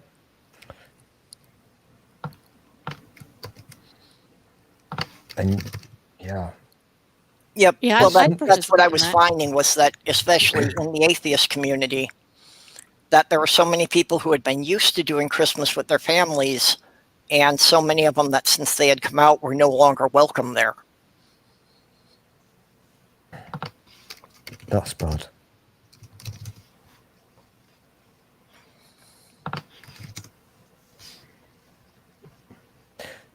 Okay, I'm now.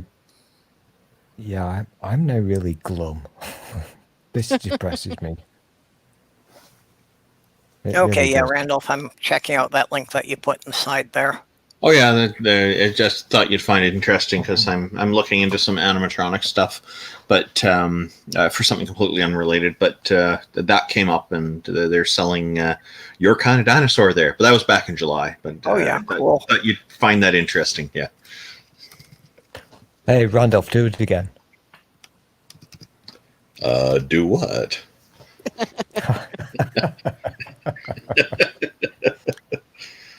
You would like me to say something insightful?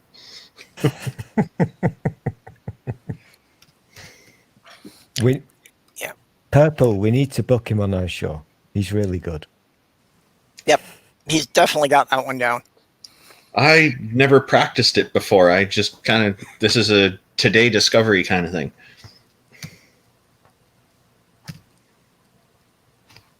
So what do you think?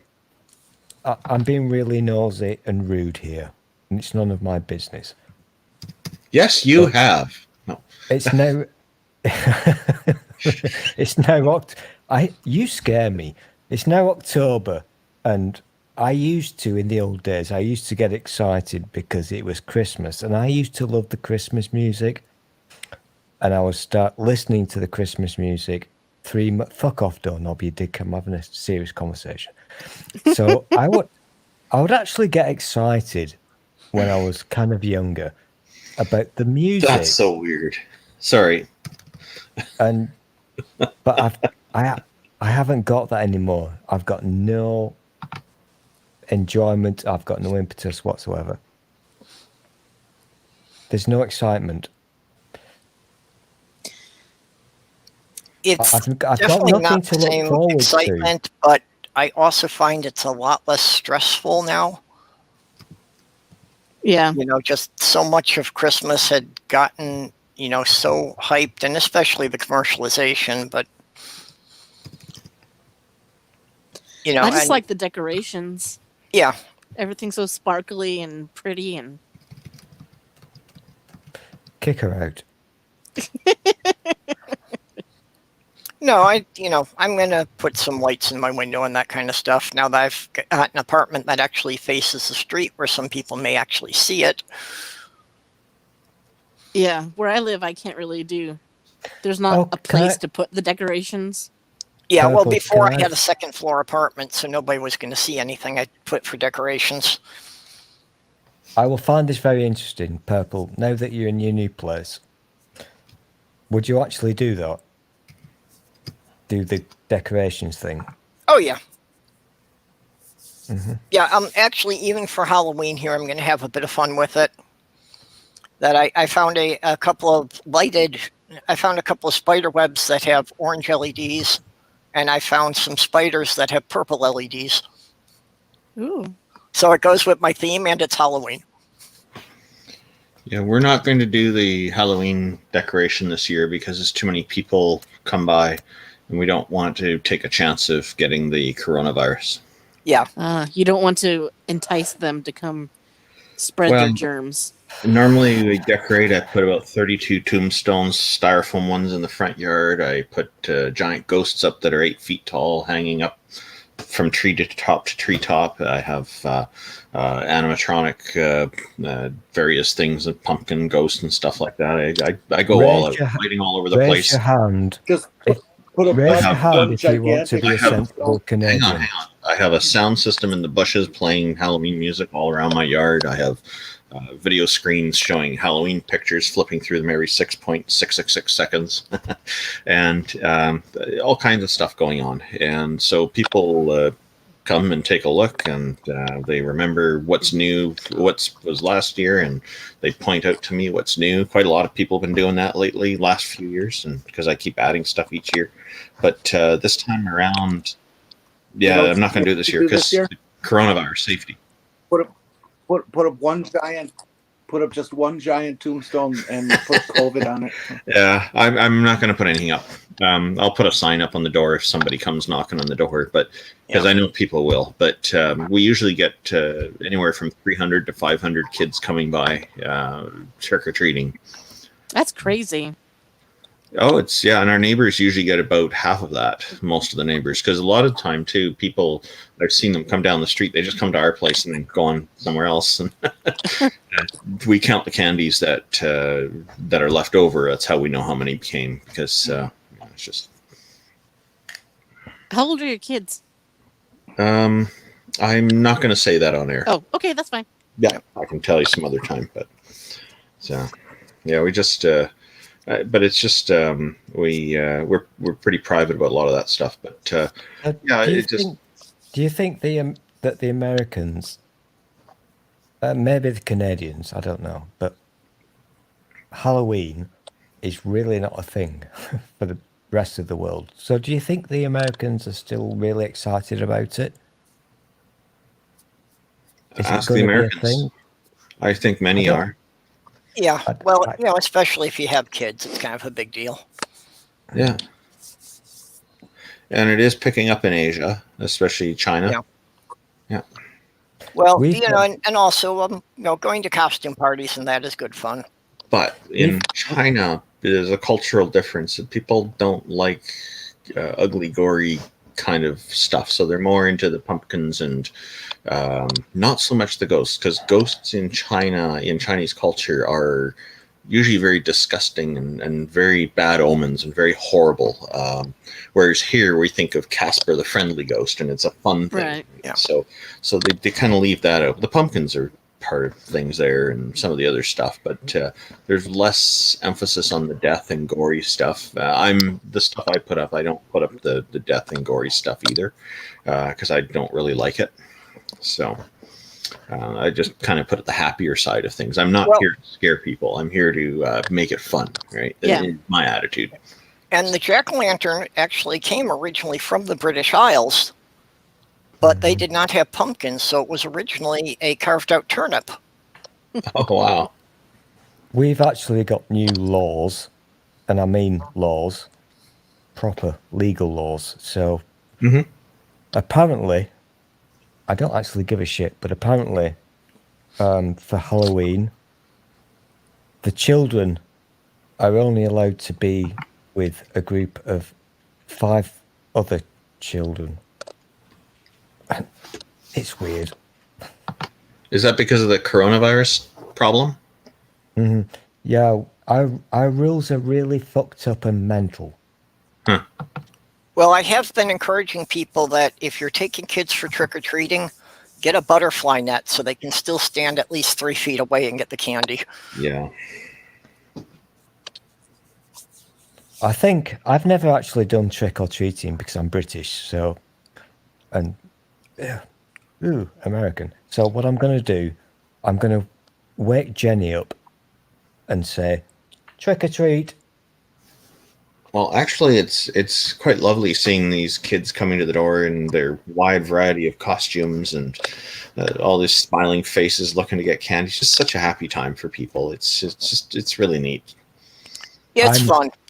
And a lot of people, kind of crap on the older kids and even the teenagers, and it's like...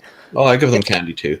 It's the good effort of doing a costume. I've got no problem with it, if they're joining into it. You know what? If they're not doing a costume, just ask them what they're going to dress up next year and tell them you're giving candy anyway this year, and they'll say you're cool and you won't have any problem. Most of them are pretty good. There's the occasional kid who will not like it if they don't get candy. You're not wearing costume, and they may come back and do some things to your house. So if you give them the candy, you don't have to worry about it. Yeah. No, I've never had a problem with it anyway. Yeah. No, there's when we had the house in St. Paul that we were on a dead-end street, so we didn't get nearly your volume, but probably about 50 kids. Well, that's what we got at the old neighborhood. But the thing is, the way I see it is they're out and about and enjoying the festivities, and they're with their friends. They're doing something. So it's something interesting. I might as well encourage that, right? So, but I do tell them, hopefully you'll come by next year with costumes, because I'd love to see how you guys dress up for Halloween. So this is the older teenagers that later in the night, right? And some of them have come back the following years with costumes. So that, I think that's a win. Yeah, when I was and they reminded me that I told them last year that they should come with costumes, so they have. That's how I know that it's worked. So when I was working with the church youth group with the Methodist Church when I was a teenager, there was a crawl space under the fellowship hall that we set it up as a haunted house, and we're bringing the younger kids through there. But I went in with the first group, and then I fell into a passage off the side, and I put on this shirt that I had rigged up with a cut-off knife in the back with a piece of cardboard, so just the knife handle was sticking out of my back. Oh, boy. And I came out with the third group with the knife in my back and stumbled and fell over, and nobody else would go in after that. Well, you really scared them. We sold it way too well. Oh boy, yeah, that's more appropriate for an adult party, but and that'll even scare some adults pretty badly. Well, I didn't really think it was that realistic, but yeah, well, that's how I feel about my George Takei voice. I don't think it's that realistic, but oh well. Purple, I really want to have sex with Randolph. I don't think he wants to have sex with you. I'm not interested. Yeah, I'm not either, but I'm bored. So yeah, yeah, know your boundaries, man. Yeah.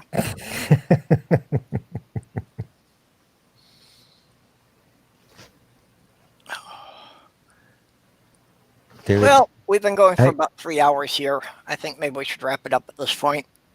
But before we do, Purple, I've enjoyed this muchly, apart from that thing where you all beat me up. But this was really cool, and we've learned a good lesson today, haven't we? We've all learned to be nice together, to play well, and that Randolph can do the most awesome George Takei impression ever. So here's the thing, Purple. Well, thank you. Before you sign off to the people on the live, let's ask George Takei for his opinion. Oh, yeah, I would be very interested in that. I'd like a George Takei. Yeah, let's do that. Merry Christmas. Merry Christmas and Happy New Year. Yeah, that was Yeah, shit. I'm getting tired. Oh, my. That's the one. That's the Oh, one. well, Merry Christmas and Happy New Year. I think I need to work on this. So Okay. Thank you. So does anyone have anything they want to promote before we go off? Randolph, you have a show coming up? I'm just Sure, going to let promote everybody Randolph else talk because sorry, I'm going to overtalk, but I've got to promote Randolph because this is our new thing, Purple. I'm going to call this Let's Make Randolph Say Things. Oh, my. Okay. That's so fucking awesome. Is it just me? This is awesome. That's his tagline. It's just 2 words.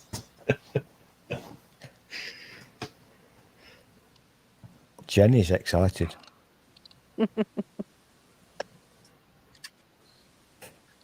Oh, yeah. Oh, sorry. I'll keep quiet. Continue.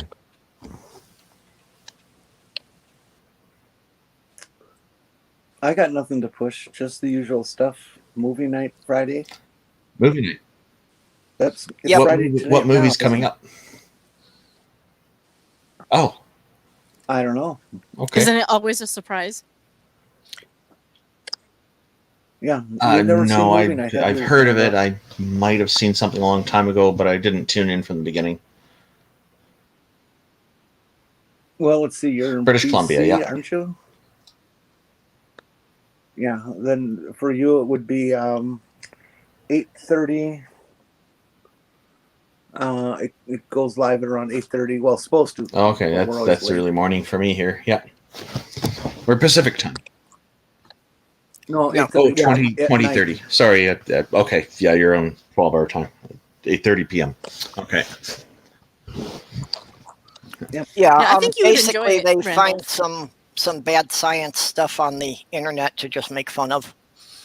Oh, nice. No, But don't do nobody that. ever knows quite what we're going to be doing because There's- she just puts it on a wheel to randomize it. There's no end of weird stuff on the internet. Yeah. We're the original Oh, okay. debunking show. You've been around the longest then. Yeah, I know there's a few others doing movie night stuff. They've come and go over the years, I guess, so I've heard. So it's quite a commitment to keep something like that going for so long. How many Well, years has it been running?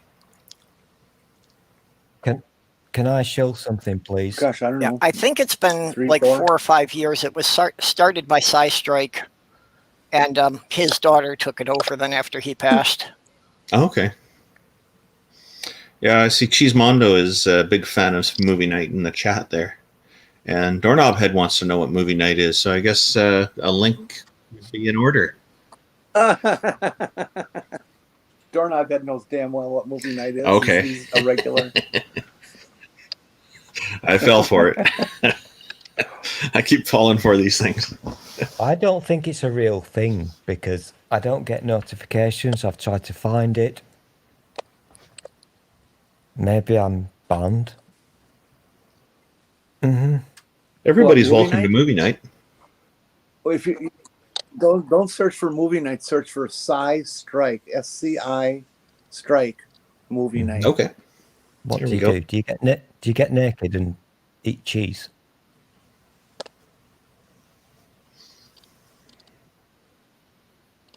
And somebody inevitably posted up on Twitter as well. I'm going to do my shill before Purple gets bored. I'm talking Now, to the people in the future. I'm talking to the future people, okay? Not you guys, and not these idiots inside chat. Watch these They're people. not idiots. I vouch for them. No, they're idiots. George. I disagree. Yeah, Takai, fuck off. So, for the future people, watch Purple's stuff, and Purple is really awesome and very clever. So watch and take note. Also, Christmas is not a bad thing. I agree with that. Christmas is for hugging. Oh, Aunt Jer just made me get all moist. Now that sounds kind of like one of the My Little Pony characters. Yeah. I put a link in the YouTube chat for Size Strike's channel. Oh, fantastic. So you can go click on that and, then you can find movie night from there.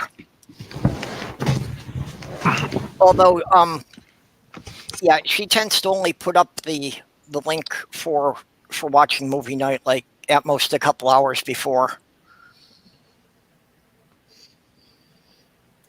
So I guess I'll just talk briefly. Neil, s04e02 Atheist, and I are going to be co-hosting an atheism call-in program called True North Talk, available at truenorthtalk.ca. There's a link to our YouTube channel there too. So we don't post much yet, but we plan to be doing this as a weekly program. So that's also part of the Canadian Atheists, which you can read more about at canadianatheists.ca. If anybody wants to reach me on Twitter, my handle there is Randolf828. That's RANDOLF. Thank you very much. This was another fun conversation. Well, and everybody who was in the panel tonight, the links will be in the description when this, comes to the replay on YouTube. So you can find Randolph's links in there. Thanks for that. That's always very nice of you to do that. And I have a question for Randolph. Who do you want to call into the show? Are you looking for theists? Are you looking for atheists? Like what? Oh, both. Okay.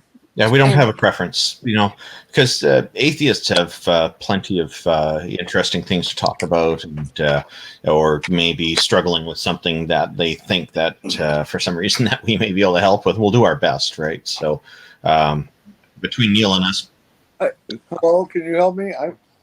I'm an atheist, and I'm having trouble not believing anymore. Hey, we'll take those calls too. Hey, we'll take the occasional troll call as well. Who said that? That was Jenny. Who was that?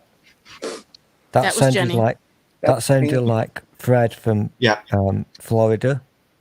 We definitely would take calls from theists or atheists. That's to us very important to try to not have a preference there as much as we can help it. I think, Aunt Jo, you should phone in and play your Mormon music. One thing we probably would try not to encourage is people just calling in because they want to say they agree with us and the call. Those kind of calls we want to have actual conversations with people. Right, like if they want advice on something or exactly. to talk about a subject.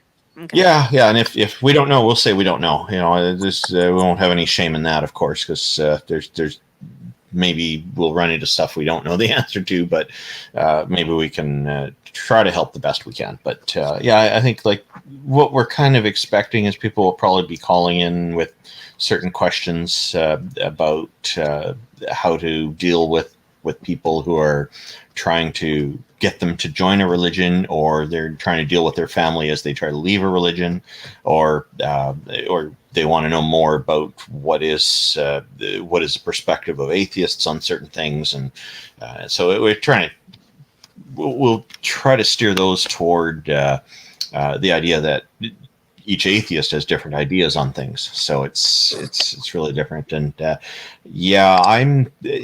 Doorknob Head here is asking something. Shouldn't it be called Evil Satanist Atheists Eat Babies on live stream?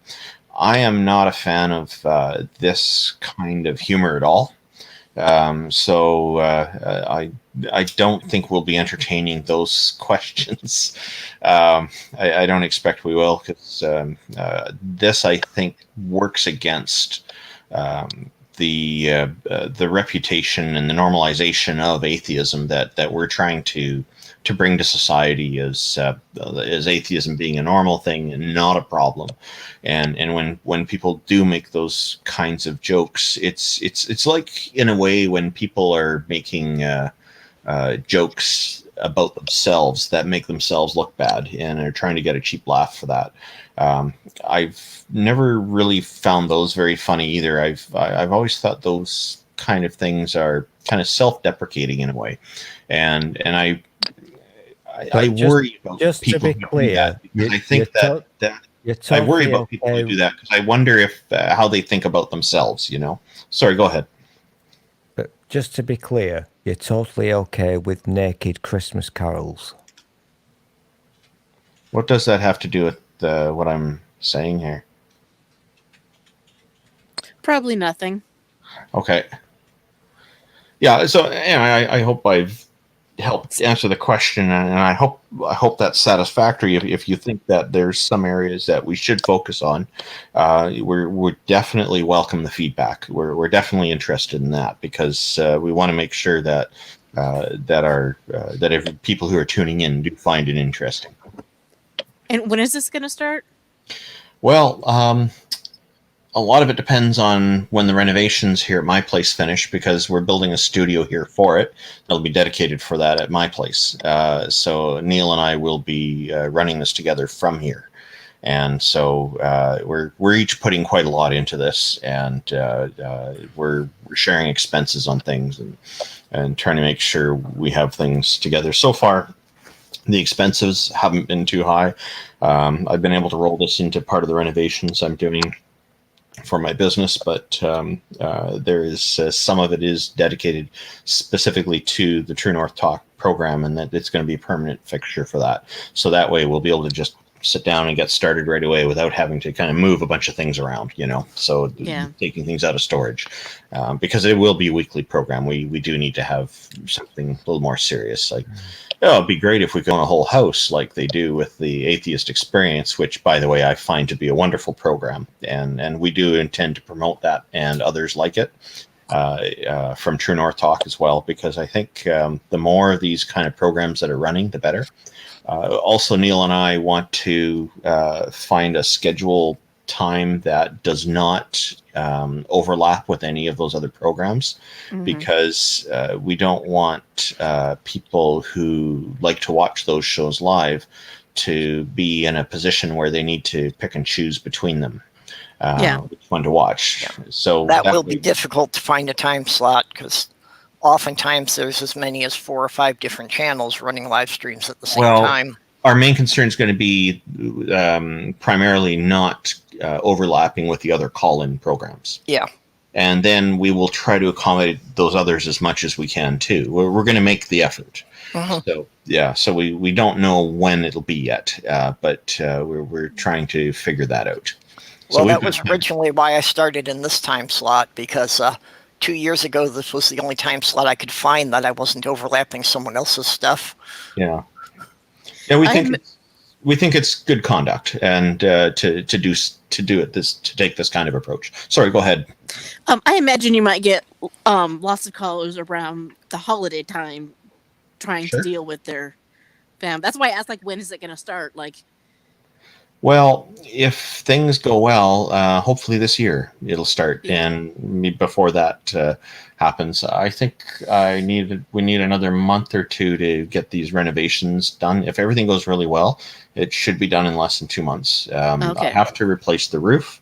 Right now it's using wafer board for the roof, and that's bad. Wafer board, if it gets wet, you have a problem. So I'm going to replace that with proper plywood, and we have to put insulation on. Before the installation, I have quite a bit of wiring to do. There's Neil's after party last night. You could even see me doing some wiring, because I had the cameras pointing at the wiring that I was doing. I shut off the microphone while I was drilling holes and all that. But but it's all tied together, right? So once I've got all that taken care of, and then carpeting the floors and setting things up, that's the computer stuff is no problem for me, because that's part of my work, right? So it's easy for me to roll all that in and get that set up. Mikey is taking care of the production side of things for us, which is wonderful. We've got Inquisitive Quandary, who's going to look after the moderating in the chat for us. And our attitude about moderating in the chat is just casual, let things mostly just go how they go, So it's a very easy job for the moderators. And I'm working on something. It's a little bit like a Constitution that style document for the moderators to to have a basic guideline that can make it very easy for them to say, okay, this is how we make our decisions here. So it's just very simple and straightforward to follow. I've had success with this in groups in Google Plus, and I've advised people back at that time, and the ones who followed it, specifically the stuff that I suggested, end up working out really, really well for them. So, and it also helped that those moderators for those particular groups were quite fair and very justice minded, and we're acting with impartiality. So yeah, we don't want the chat to turn into something where people end up getting blocked and censored and things like that. And that's what I like about Inquisitive Quandary. He's really good with this kind of thing. He's very easygoing, and he doesn't play the favorites game, as far as I can tell. So. Oh. So we've got good people involved already from what it looks like. So Yeah, sounds good. yeah. Okay, Randolph, I've got your YouTube channel and your Twitter, but I don't have a link for the True North Talk. Oh, I'll just put it in private chat here. And just make sure you've got the YouTube the proper one for me personally is I've just put it in the private chat. For True North Talk, there's a website called truenorthtalk.ca.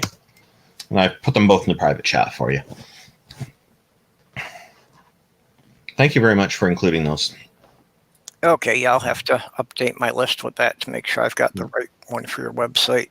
Yeah, and if you go to the True North Talk YouTube channel, which you can get to easily by typing youtube.truenorthtalk.ca, there are a few videos of some of the renovations there now.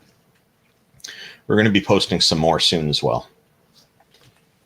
And they're short videos, so but you can sort of see the progress. And we decided we're going to put progress videos on so people can sort of see how things are going. Yep, I've been watching those. The lean-to that I'm converting into this on the side of my house already has the cement slab for the floor, so that's in good shape. I cleared it out with Neil's help, and when he wasn't here, I took the pressure washer to clean up the cement. Some of it still has a little bit of an odor, so I have to go over it a few more times with the pressure washer, but it's making good progress. I did find while I was clearing it out that there were about a pile of about 50 dead rats. And it looked like a couple of squirrels were in there. It looked like they've been eating each other. It turns out, looked up online about it. The rats are cannibalistic, and they eat each other not just because they're hungry, but sometimes because they get mad at each other. Wow. Kind of. I was telling Neil about it. He said, "Well, people aren't like that." And I said, "Are you sure?" And he's like, "Oh, wait, yeah, history." It's like we've done some nasty stuff to each other just because we're mad at each other as a species. It's terrible. And then the other section that I was clearing out, I found another 20 of them. But fortunately, both these times when I found these, Neil wasn't on the site helping me at those times, so he didn't have to endure it. Just only one of us did, which is good.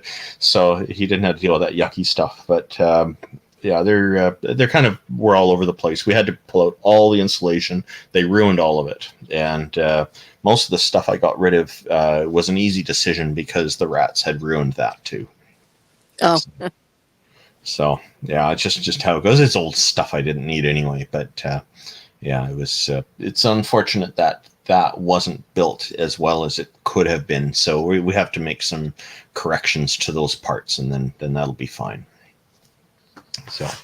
So we have a few things to do there, but yeah, I have to run a new electrical line in to handle the power, which is no problem. I just run it back to the circuit panel. The wire is actually already in the wall because the previous owner was planning to put a hot tub somewhere here, and so we've got a nice big wire we can put in there, and it's in good condition. So that's going to save a lot of time for me. But yeah, there's a bit to do yet, and so we're going to have Neil back again to do some more and make some more videos together on that. So. Yeah, I was watching the ones you did so far. Oh, I hope you enjoyed it. On the space. Yeah, sorry about that comment, you Americans. I didn't mean for it to come out that way. It's just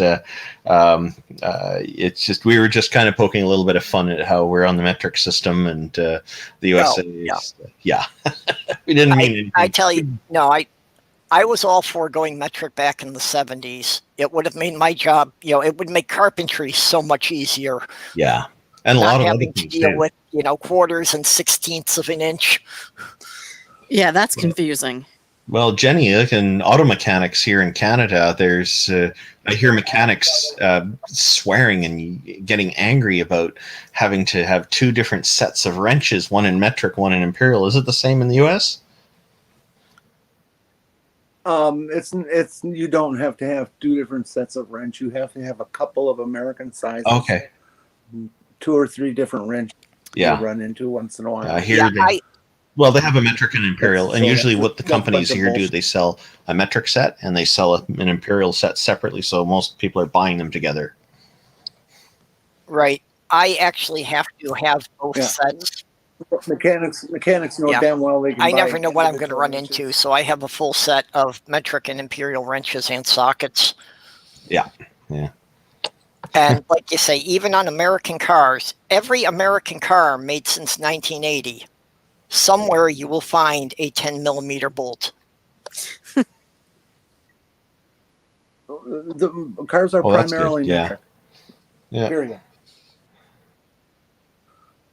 There's only a few American sizes that they need, and they're not necessarily metric, but they're made in the sizes that are both can use a metric or an American wrench size to do it, like 11 and 7/16 and 12.5 millimeters and a half inch, 19 millimeters 1 inch, 22 millimeters 7/8. Well, and they're close, but some of them you don't ever quite get a right fit to.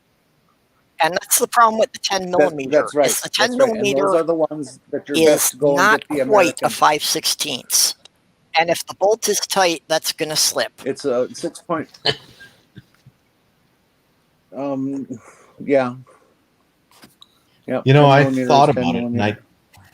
Quarter. I thought about 6.3. earlier, shortly after Trump got elected, writing a letter to him that if he was to complete the conversion of the U.S. to metric, that he could go down in history for it. I was thinking to write a whole letter that would appeal to his ego just to get him to do this. I should have, because he may not get reelected.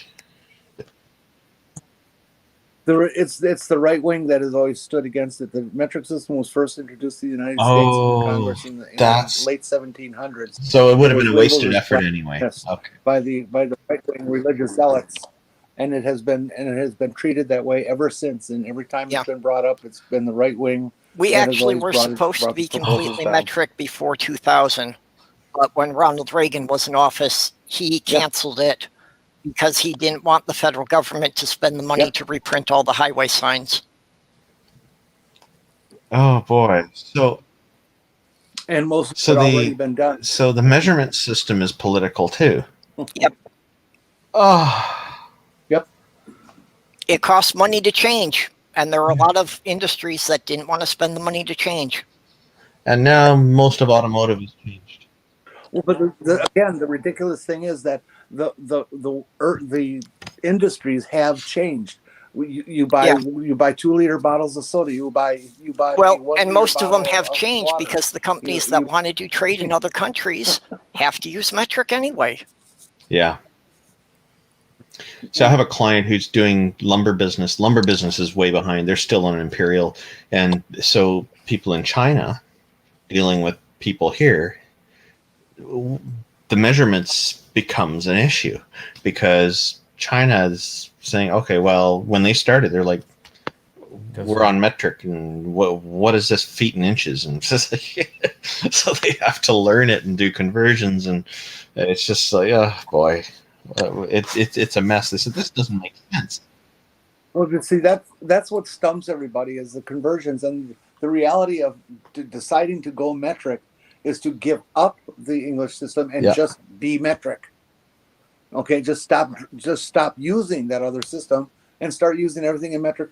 And within 6 months, everybody knows the whole damn super system. Easy. You know, and boom, you're converted. Yeah. You don't need the old system. Yeah. Well, and just Throw it away. because we've been dragging our feet on it, Conversion. American corporations are losing billions of dollars a year trying to do trade with other countries just in the rounding of the conversions. Yeah, and sometimes there's people in China saying, why are these people telling us that the world's changing to feet and inches? This doesn't make sense. Yeah, there are Americans who tell people in other countries that that metric is the outdated one, which just boggles your mind that they believe that. America is the only nation. I know there's two others. I know Burma, Myanmar is another one, and I forget what the other one is. But those two are mostly just following the U.S., I think. Probably Uganda. That might be it. I'm not quite certain, but yeah. They're little ones anyway. So, but yeah, it's just it's a shame because in a way they're also holding the world back because they are. No, the world is moving on to a big degree, but countries that need to trade with the U.S. do need to still deal in Imperial to some degree. Like here, like. No, they don't. Their products are metric. You that's not the attitude we get here in Canada. It's a pain in the butt. When you're dealing with these people, like here, Home Depot, an American company, comes here to Canada. They give their staff Imperial only measuring tapes. There's no metric on the measuring tapes that they have on their belt. I was talking to one of the employees about it. They're not allowed to have them on their belt if they have metric. They can only carry around their ones that are Imperial. It's a ridiculous policy. I don't know why they do that.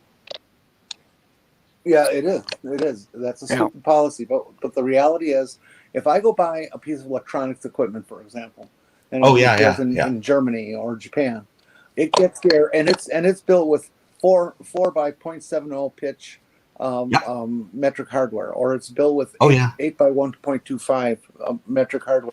That's right. It's not built with American shit.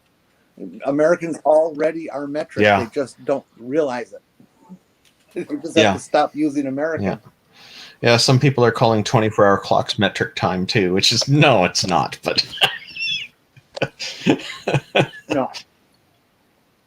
no, metric time has 10 I know. hours I've seen the clock and 100 hours and 100 minutes in the hour or something. It's hilarious.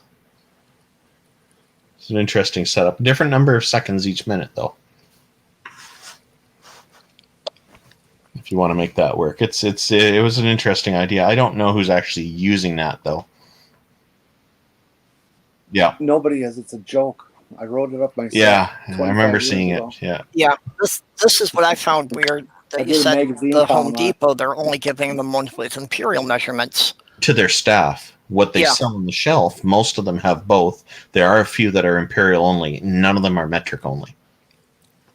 Yeah, and I've got quite a few myself with both because I wind up having to deal with the conversions anyway.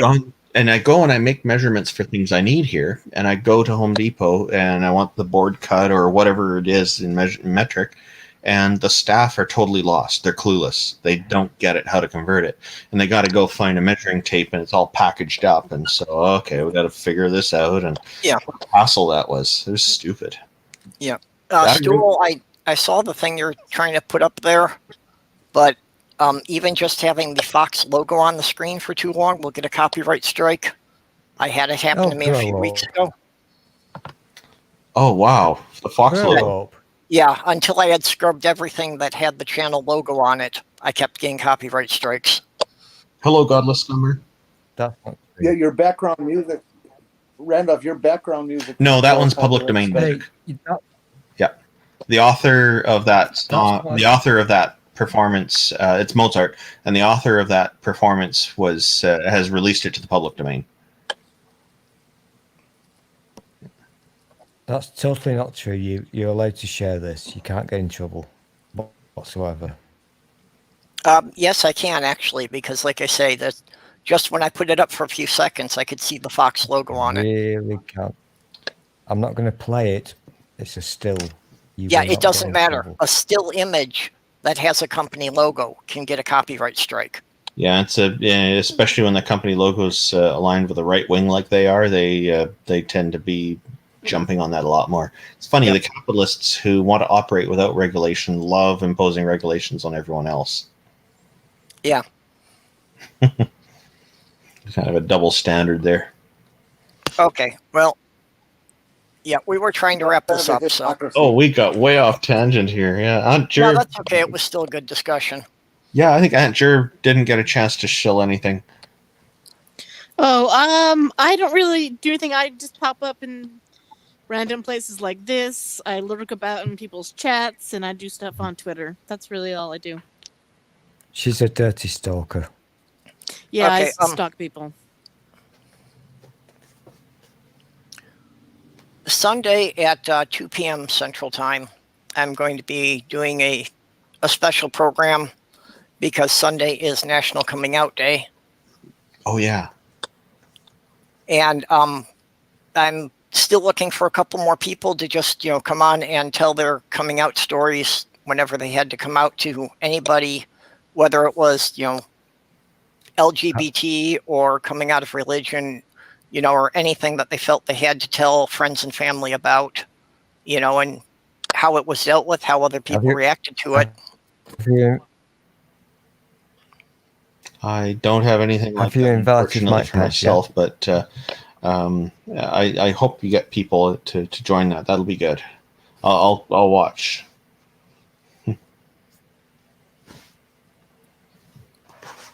Watch and listen. Okay, and other than that, I'm gathering up components to build a new computer. If anybody wants to help, my Amazon wish list is in the description there. This isn't a desperate thing, so no pressure on anybody. I can put it on credit and I can pay it off in about a year.